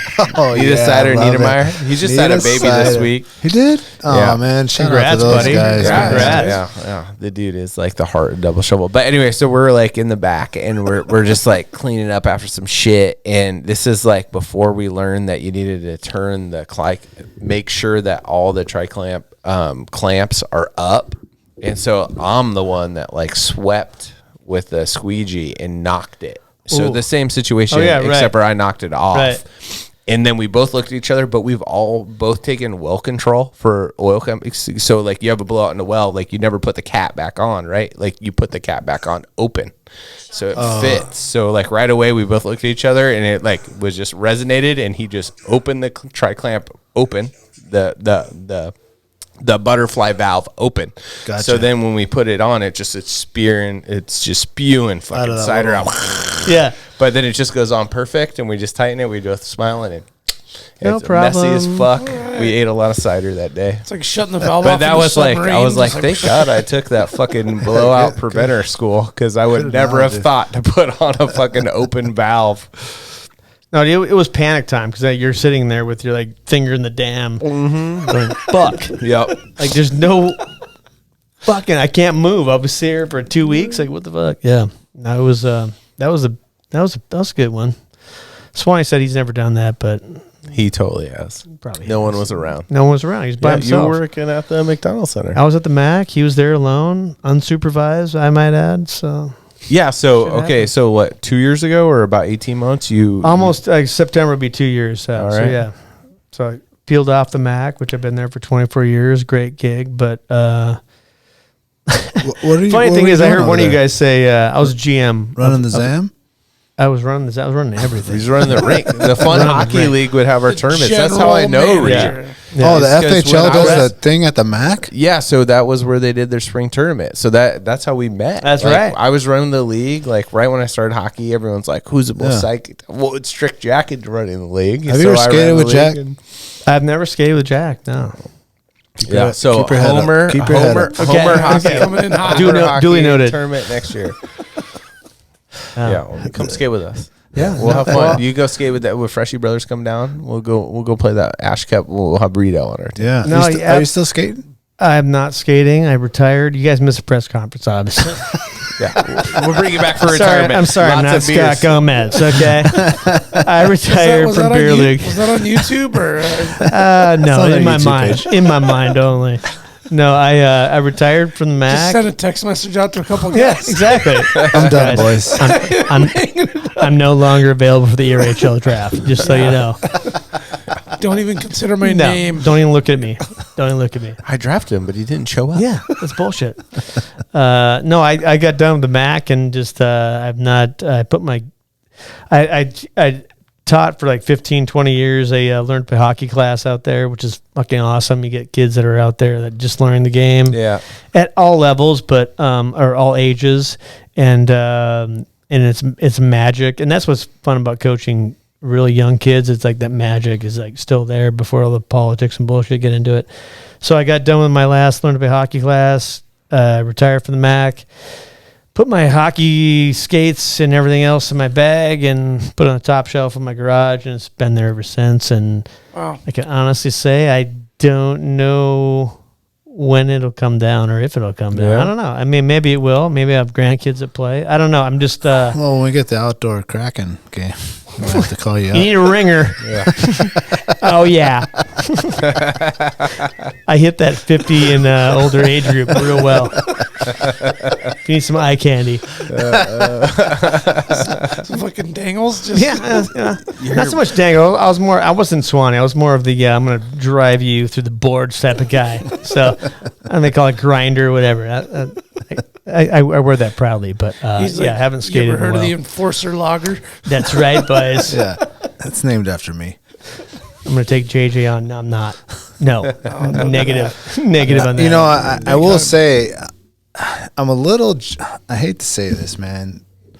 I'm a little jealous of the ERHL. It's so fucking cool. It's such a good idea. There's so many rad dudes out there skating and doing it. It was Man, cool. It was cool. It was cool. It's not no more. What changed it? Who fucked it up? Bryce and them? Bryce, who's Bryce? No, We won't get into that. Yeah. Let's not get into that. Caribou Call.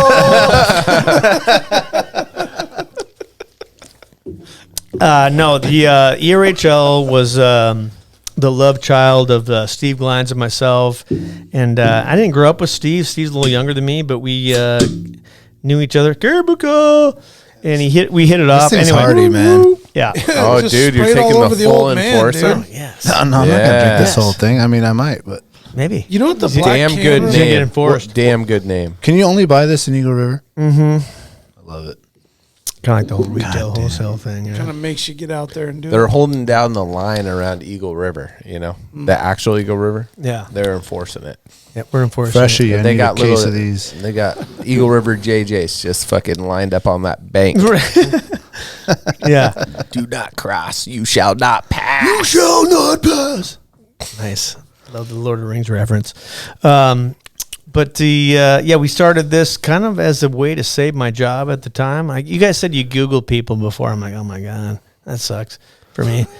You Google me about. You don't see a lot. I had my issues, but at the end of the day, they were like, the Muni was like, yeah, either make money or you're done. I'm like, okay, well, so we're do this hockey league, and then they didn't like the hockey league because it was like beer league and whatever. But we pressed forth, and a couple years after that meeting, they were criticizing the league and whatever.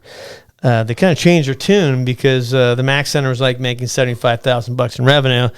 Glines and I, who both had roughly 500 hours each of like labor into this fucking thing, and yeah, a lot of them were drinking beers and having a good time. But at the end of the day, we ran it like a pro thing, and it was fucking hilarious in that everything starts as a joke, right? It's like, what if we find players? What if we sign players? Anyway, and then they loved it. They were like, "Oh my God, how's the league doing?" Yeah, it's like, you know what, some fuck money. you, go fuck yourself. Muni can, and to this, and I gladly say this on there, the Muni can go fuck themselves, especially the Tell Igor us how you Parks and really Rec, feel, and they can go Reid. fuck themselves. But anyway, it was a great thing. It brought the community together. It brought the No cut. boom, no cut. It brought a business together. And people were in Eagle River anyway. Everyone had to drive to Anchorage to do stuff. Like now we have something in our own backyard, and it was great. And we were semi funny, semi quirky, and it was great. Glines does a great job, and so yeah, it was awesome for what it was. But then Rito stepped down, hand the reins over to the new regard, and it's just changed a little bit. And so that's it. So I resigned, and I'm not involved anymore. And good luck to you boys. You're gonna need it. Well, I mean, the Eagle River boys are stoked. So, like, I got 3 of them over. You know, 1 works over in the farm and 2 work at the cidery, and they love it. They won't come to the double shovel game on Wednesdays. Like, I knew it was real because we used to have Jensen on the team. I don't know if you know Jensen. Shit. I've never heard of him or her. I mean, he was the guy driving in every time, you know what I'm saying? Yeah. And then he was like, I'm just going to do the ERHL. Jenny's he's a pro beer leaguer. The guy is if there could be a pro beer leaguer, that's it. Pro beer leaguer. Everyone knows. I mean, if you don't know Jensen when you meet him, you're like, okay. Shows up to every game. Like Jenny has spreadsheets and shit. Jenny? We welcome Jensen, Jenny. Yeah, no, I mean, against hockey. Perfect. Again, hockey. It's easy Y. It's soupy. Y at the end of the name. Boom. He's got spreadsheets, and he's the director of competition. Like, he tells you, and he has like every player. He has every player ranked, and he's way too involved. Stats the whole nine. Way too involved, but he's got nothing to do at work every day. He's just keeps. I don't know about that, but maybe, maybe making spreadsheets. Yeah, a spreadsheet master, a wizard. I mean, I learned everything on Excel just by dumb luck and like doing it. That motherfucker went to school, or dude, he can do shit like, there's actual formulas you can do. Formulas. And he knows what they are. I can do a couple formulas, but real simple ones. He used like colors and anyway. So the ERHL, it was great. I hope that they can pull their heads out of their ass and continue. But well, it's a great idea. It's a great thing. It took a lot of those fucking goons out of the Anchorage League. I'll say that. Well, the funny thing is about anything that's volunteer, hockey is the same thing. I don't know about skiing or if you have but volunteer, if you have a volunteer board or whatever, it's a volunteer board. It's not paid. It's tough to get guys to show up. It's tough to get guys to buy in.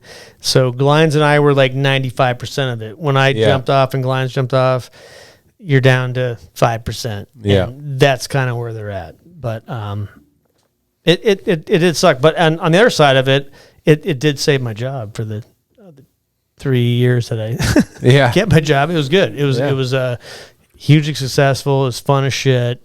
It's like running, if you wanted to run your own pro team, it was like running your own pro team. It was like being Gary Bettman in the NHL, like, well, we're going to hand down fines. And people would get fined. And we were USA Hockey. We were all legit. We were USA Hockey. So if you got didn't you? Yeah. If you got a match penalty, well, you got a game and whatever. And then we would come in and go, well, Mr. Johnson, you're getting 9 games for being a fucking idiot. And we would do it. And it was fun. But they come back with their attorney. You gotta bring your flair, baby.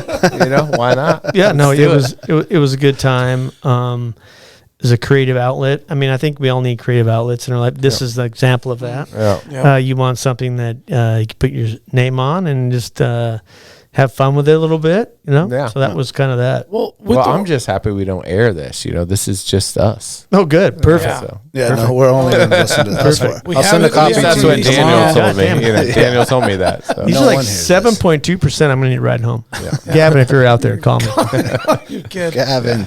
Yeah. Well, and I was going to say that it kind of like managed the bullshit out of beer league. Right. Like where there might have been like stupid rivalries and fights. Right. It was like, well, I meant like if you're handing out games or whatever, it probably helped regulate keeping it like, let's just come have fun, enforcer. guys. No, it was totally like that. It was like, if you want to come here and fight, we're not going to do that. You're going to be fucking X'd out. And I'm going to take your money, your $500, whatever it was you paid to play here. Like, thank you very much for your sponsorship. Get the fuck out of here. So we did it just like that. And a lot of the leagues, well, all the other beer leagues around the country, I would say 95% of them, unless they're done like that by the players, for the players, are probably getting fucked. They don't give a shit. I mean, I don't know if you guys have played beer league, but it's a joke. It is a joke. In the AAHL, which were you? Is that AHL? Sorry, I was going to ask. Where were you playing before? That's funny. So I came back from playing college hockey and came back in like 94, 95. My dad passed away, hung around, got calls. Hey, play for this team. I'm okay. Went out and played. And so just because you're like, you played somewhere, everyone wants to like, oh, this fucking guy, he ain't that good. Fucking fuck with them. And I'm not a fighter. I'm not.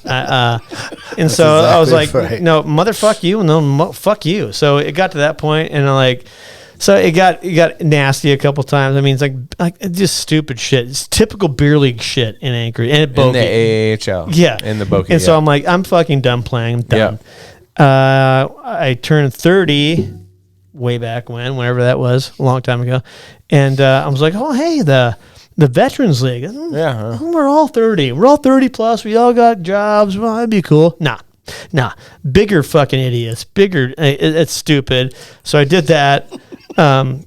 Steven, that's just won it. Dude, it's so stupid. Did that, and I'm like, I'm done. In the Vets League, bro? Yeah, the Vets League. That was a Vets League. It was a Vets League. So and now the Vets won't play in it. So now it's like, oh, well, who can we recruit for it?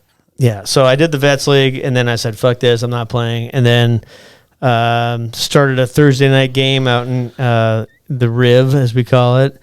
Started the Thursday night game where it's like invite only. Guys that played, kind of high level, no bullshit. Had to be an asshole there too, and collect money. It's never fun. And then we're like, fucking, let's do this league, and we did, and it was fun. It was needed, but yeah, it's just it takes a lot of work to do that. Yeah, totally. And if you don't have that in you, and yeah, it's gonna be like every other beer league. Yeah. Well, and I can associate with you because like the way I know you is from when I ran the Fun Hockey League when I first started skating at 30. Yeah. And I had to deal with all that bullshit, but on like these guys that just are learning to skate. So they're like, they think they're pro, but they're 30 and just learned.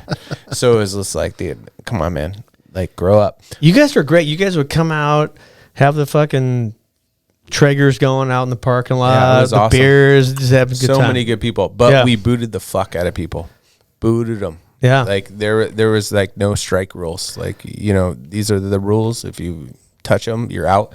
And, but what I was going to say is so I didn't grow up playing hockey, started at 30, you know, now we play in the Sarvis League, which is a private league, and it's run by us, like the group of managers, and then also John Stenham who runs the Subway Center. And it's legit, like in terms of like hockey. It's pretty good hockey, but it's run well. Like we boot the people that shouldn't be in the league and all that.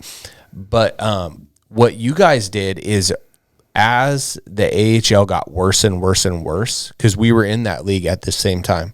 Mm-hmm. And when they started the AHL, we had just moved to Sarvis League from there. You guys created like this thing that a bunch of the people could leave for that was better. Right. And it inspired this Anchorage League now. What do they call it? The Creamers? The Cream League. Cream League. Yeah, the Cream League. Yeah. Cream League. So there's an Anchorage. So that's what like Headley left our team for. And a bunch of the other Anchorage guys started it. Yeah. So it was really good because it was like, hey, you know, we want to do this. We got to show up to work tomorrow. We want like a good league. Right. We're not going to fight each other. We want to manage ourselves. And Eagle River did this. And you guys really did get a job on... And I found out later when you called me last week that you also run still run the Instagram, because I don't run the Instagram anymore. I'm on the Instagram. Oh, okay. I don't run it anymore. Yeah. So, but you know, you guys had like a really good social media presence. It was funny and great, and just like brought in a great vibe, and that influenced these Anchorage guys to do it. They didn't do it on their own. You know, we talked to any of the guys that created it, Chris and these guys, they all watched what you guys did and was like, why can't we do this on our own? And so it's like, you know, maybe you guys it went down a little bit, but man, what a positive thing. No, we had a good rivalry with those guys for a while. But they only do like top end guys. They have like 4 teams.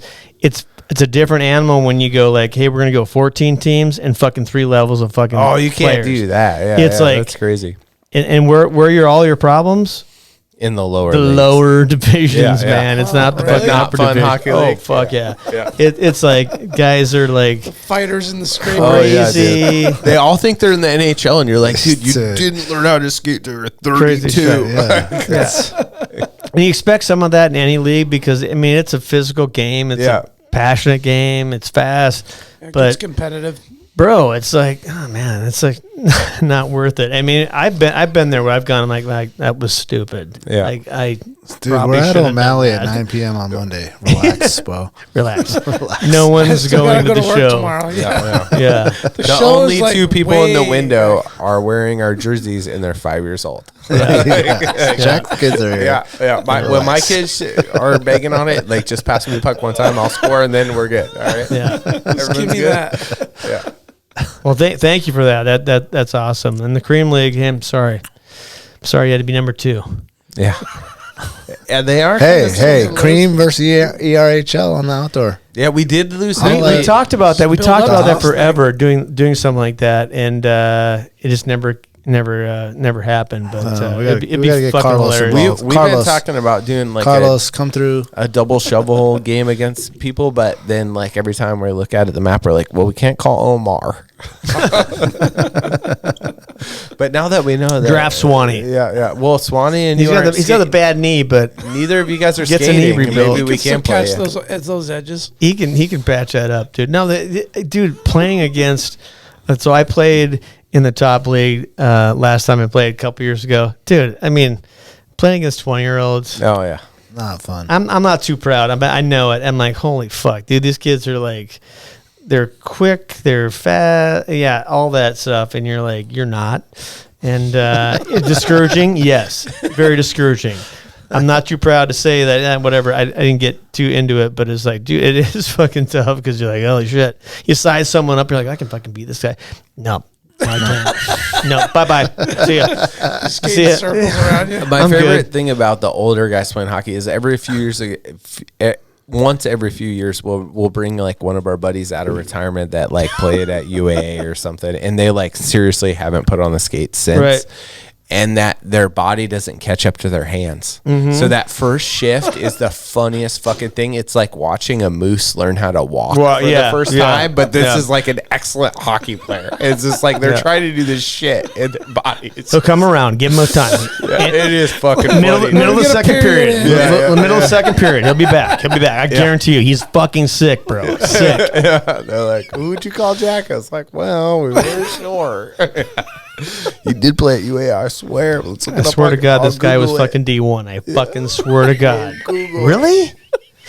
That's why I felt when I was playing. I was like, oh my God, that guy's a D1 player? Really? Oh my God, he's fucking horrible. I'm like, fuck you, man. Just trying to fucking survive out here. But no, my body can't take it. The groins can't take it. Don't want to get hurt. I left hockey with both eyes. Yeah. Both eyes and all my teeth. Oh. So Nice. that's rare, and I didn't want to jinx Jinx it, that. yeah. Like, I mean, Yeah, no shit. I Like, don't wear a you're- mask. I never will. I mean, I wear one for college, but I'm like, fuck that. I'm just like, Well, and isn't it in beer league that you lose a tooth and it's like the worst possible time? Like, you know, you're fucking. I wouldn't know. A grown up. No, I'm just I saying. wouldn't I'm know. just saying the guys that you played with, like, you know, they're like 38 and just on a Tuesday, fucking gotta go work tomorrow. Like, I gotta work. Like, "Dang." hey, you look way smarter today, Jim. Way smarter with it. like, fuck, Lost dude. tooth. Yeah. Go lawyer meeting tomorrow. Yeah. That fucking. that face. Hey guys, nice job. I worked with Jamie He's not Coffee guilty. for a couple of years. I don't know, you guys know Jamie? Jamie Coffee. I don't. I do. He's East Side boy, beer leaguer too. And I was like, man, I think he won the Vets League. He probably did. He's a serious contender too. Anyway, one day he's like, I look at him like, the fuck? Bro? What happened to your mouth? He's like, oh, you didn't know? He's like, pulls the fucking Oh yeah. little tooth insert, and he's like, yeah, you know, I lost my tooth like 2 years ago. I'm like, what the fuck, man? Like, would never know. He's like, there's a lot of us out here, bro. Yeah. Oh yeah. Oh yeah. So the half shoulders. Exactly. Yeah. No, I was lucky. The half shoulders. The half shoulders. Yeah. They just haven't learned their lesson. You know, it just takes one of us to. What's the deal with the Smack it. half shoulder? Are you like extra cool if you have the? Well, ask Daniel. Oh, your half shoulder? Yeah, man. I gotta be able to see. Oakley fucking. No, it's not Oakley. You can see just fine out of the full one, but yeah, they You got got one the their half fucking shield. the chameleon. I got a scar here from Yeah, Homer you should see one some time. of the guys. They like wear the half shield on their forehead. Because all they have to have is on their head, on their mat, on their helmet. Right. Oh, So, they don't yeah. actually have to cover their face. No, they just have to pull it up. It's like that's a stupid rule, obviously. Yeah. No, I've never, never wearing a shield. Well, I don't have to worry about it anymore. So tell us about some of your favorite beer names and some of the favorite beer names that didn't stick. Yeah. Okay, famous favorite beer names. I wanted to name our vanilla porter, which is one of our flagships, if you want to call it that. I wanted to name it the Milli Vanilla, and I got voted down by the other two guys. I thought it was hilarious, but so we named it the Pararescue 212 after those badass guys, which is very different ends of the spectrum.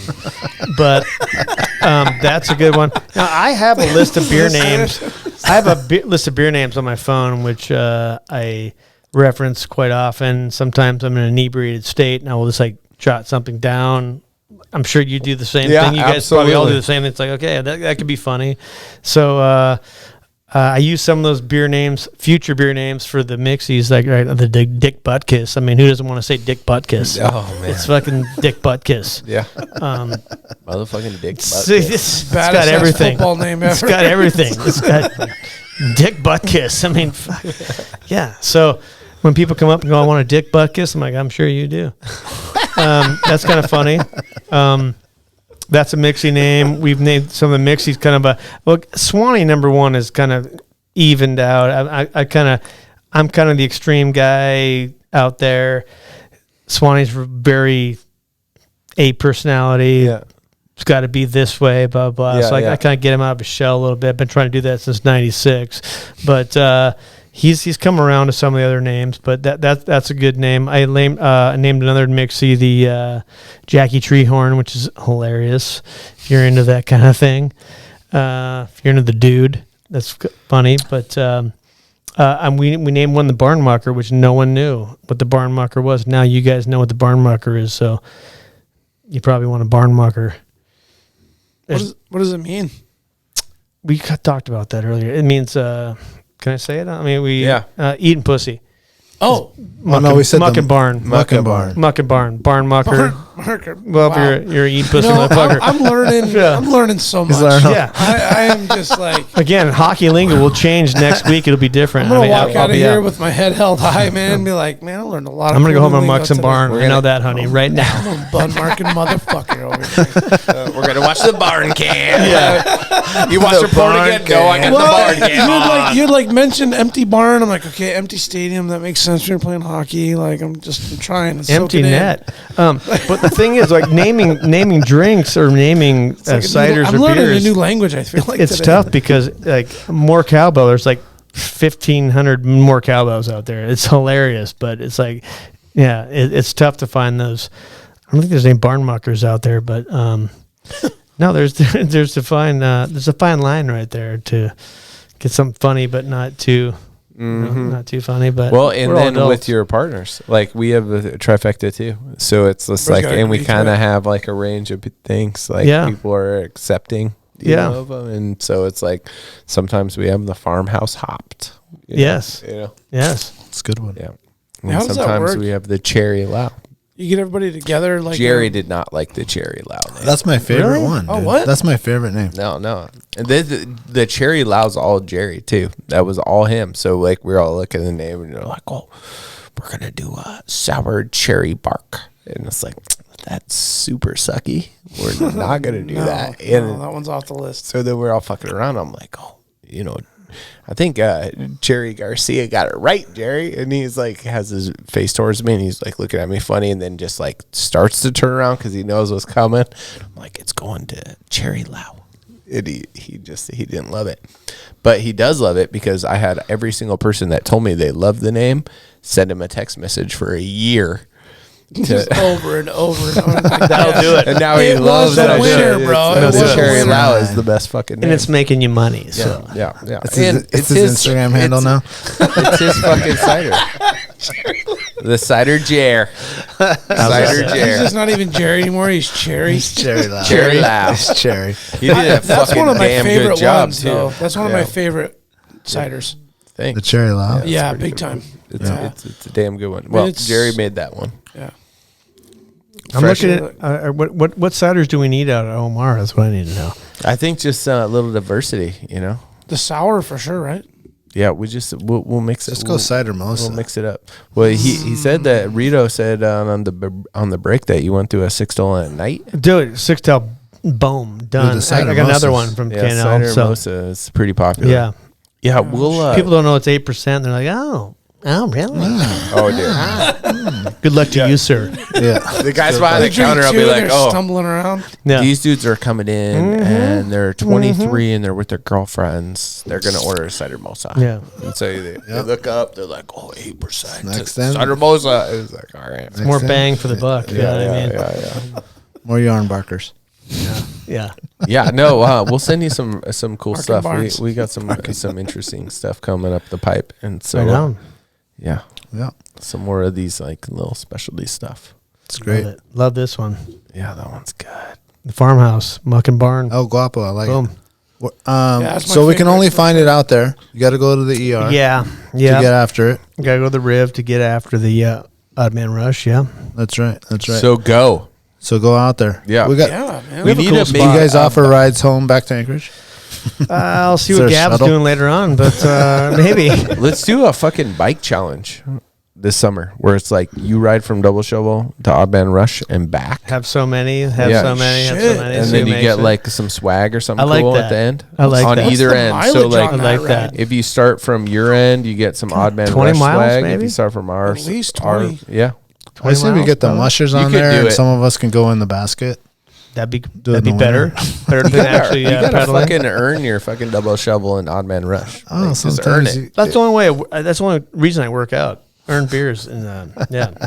And you look great. How Thank old you. are you? 53? 53. looking good. You're doing good. Looking good. How old are you guys? You said you're 41. 41. Brandon's 39. 39. Not even 40. 43. 43. I'm fucking working So on it. we're 10 years apart. Yeah. So I've been where you're going. 10 years. It's like, look If at you it. could It's only looking good, look though. this so It's looking good. look this good, Daniel. I hope to look that good. God. Reed, we appreciate you coming in, man. Hey, thank you guys. Sharing Appreciate the it. Omar man. story. If you haven't checked out the Dump and Change podcast, definitely check that out on Instagram, Spotify, YouTube. wherever- I don't know. A couple YouTube videos out there. And then Yeah, I don't do that shit. I'm on our talent. That's Yeah, that's talent control. I call Definitely, myself I'm on just our the talent. voice. definitely on Apple. Go check them out. Another great one. If you haven't stopped by Omar, definitely go that. Mack Omar's- Strength and Fitness. Max Strength and Power. Strength and Power. Wanna not get fitness. freaking Fuck jacked. Fitness. Get powerful. and they're in the same building as you. Same building, yeah. Yep. We have a pass through. We go drink beer, then freaking Before we come back finish here. up, do some push-ups. let's hear about the expansion. What you got planned? Because we were talking about the other day. Oh It's yeah, fucking cool. The What's the expansion, future of Omar. We're taking over 2 more spots. I know people are saying, when do you buy the building? I don't know, but we're putting a live music venue in. We're putting a food component in.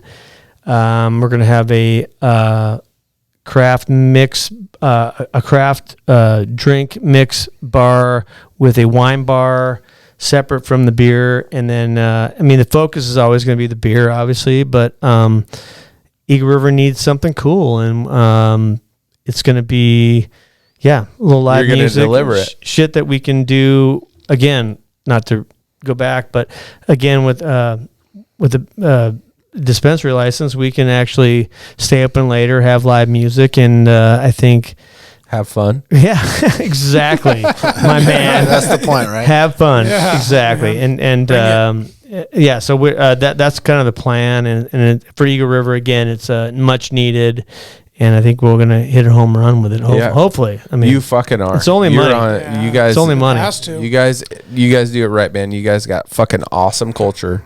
You bring the community together. You have cool things going on, and it's all about like the experience in the community. Yeah. It's not selfish. You walk in there and it's just like, it's gold, man. Thank you. You got it. Thank you. And we're going rooftop. So 49th. Yeah. You're going down. Yeah. Not really, but we're coming for you.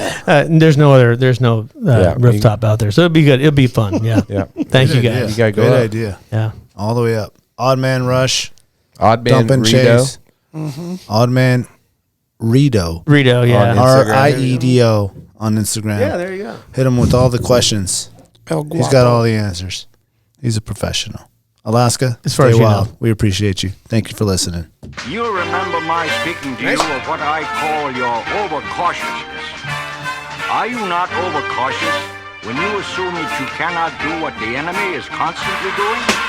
The Alaska Wild Project podcast is brought to you by the following sponsors. Barney Sports Chalet, supplying hunters with the best hand-selected gear since 1963. The exclusive home of frontier gear built for the rugged Alaskan terrain. Your one-stop shop for all your outdoor needs.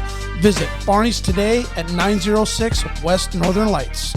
Arbor Digital, the forefront of digital assets, cryptocurrencies, and wealth management, providing a low-cost, research-based investment strategy for Alaskans looking to invest their hard-earned money. Visit acminc.com today to put your money to work.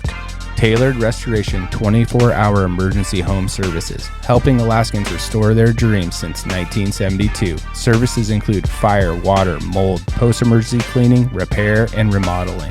Give them a call in Anchorage, Eagle River, Matsu, or Fairbanks. Hit them up at tailoredrestorationalaska.com. Total Truck and Alaska Overlander, Alaska's premier supplier for custom automotive accessories and overlanding products, providing all-inclusive rental vehicles and trailers custom outfitted to explore the Alaskan backcountry with a unique and convenient traveling experience. Serrano's Mexican Grill, 2 locations, one on Tudor, one on Northern Lights. The Northern Lights location has their new tequila bar. Check it out. Also see their daily specials at serranosmexicangrill.com. TheTreehouseAK.com, located at 341 Boniface Parkway, Alaska's own and grown cannabis and CBD store. Ask the bud tender what the strain of the day is to get your 10% off. The Treehouse, where the culture lives. The Connoisseur Lounge, Alaska's premier locally owned and operated cannabis retailer, located in the heart of Palmer, Alaska.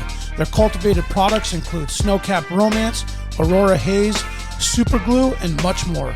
Find them at theconnoisseurlounge.net. AKO Farms, located in Sitka, Alaska, built from the ground up with concentrates as their single motivation, with exclusive products such as their sugar wax, full spectrum diamond sauce carts, and more. Ask your local bud tender about AKO.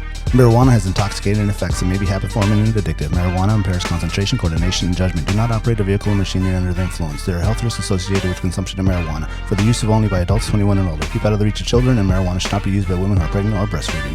The Bait Shack, located on Ship Creek upstream of the bridge. Can't miss the bright red shack. They are the go-to fishing gear rental and guide service on Ship Creek. Tight lines and fish on. Come hook into the action with them. Hit them up at thebaitshackak.com. Anchortown Dogs, located on 4th Avenue across from the old 4th Avenue Theater. Look for the blue and gold umbrella. From reindeer dogs to bomb euros, they've got you covered. Anchortown Dogs, your local gourmet hot dog and sausage cart. Crude Magazine, Alaska-based media outlet using the last frontier as a springboard to discover larger truths about the cultures of our great state. Read more at crudemag.com. Lawn Pro AK, Alaska's year-round professional property maintenance team. Services include snow and ice management, weekly lawn care, and more. Get your free estimate today at lawnproak.com. Double Shovel Cider Company, located off of Arctic and 58th. Handcrafted Alaskan-made colonial ciders. They also have a tap room downtown on the corner of 5th and E. Stop by today and taste an award-winning cider. Lady with a Plan, your own Alaska event planner. From scouting the perfect location to planning the tiniest details, specializing in event management and production for intimate social gatherings. Find Lady with a Plan on Instagram. Should you not claim to be at least his equal in prowess and act upon the claim? I say try. If we never try, we shall never succeed. This proposition is a simple truth, and it's too important to be lost sight of for a moment. If we cannot beat the enemy where he now is, we never can. It is all easy if our troops march as well as the enemy, and it is unmanly to say they cannot do it.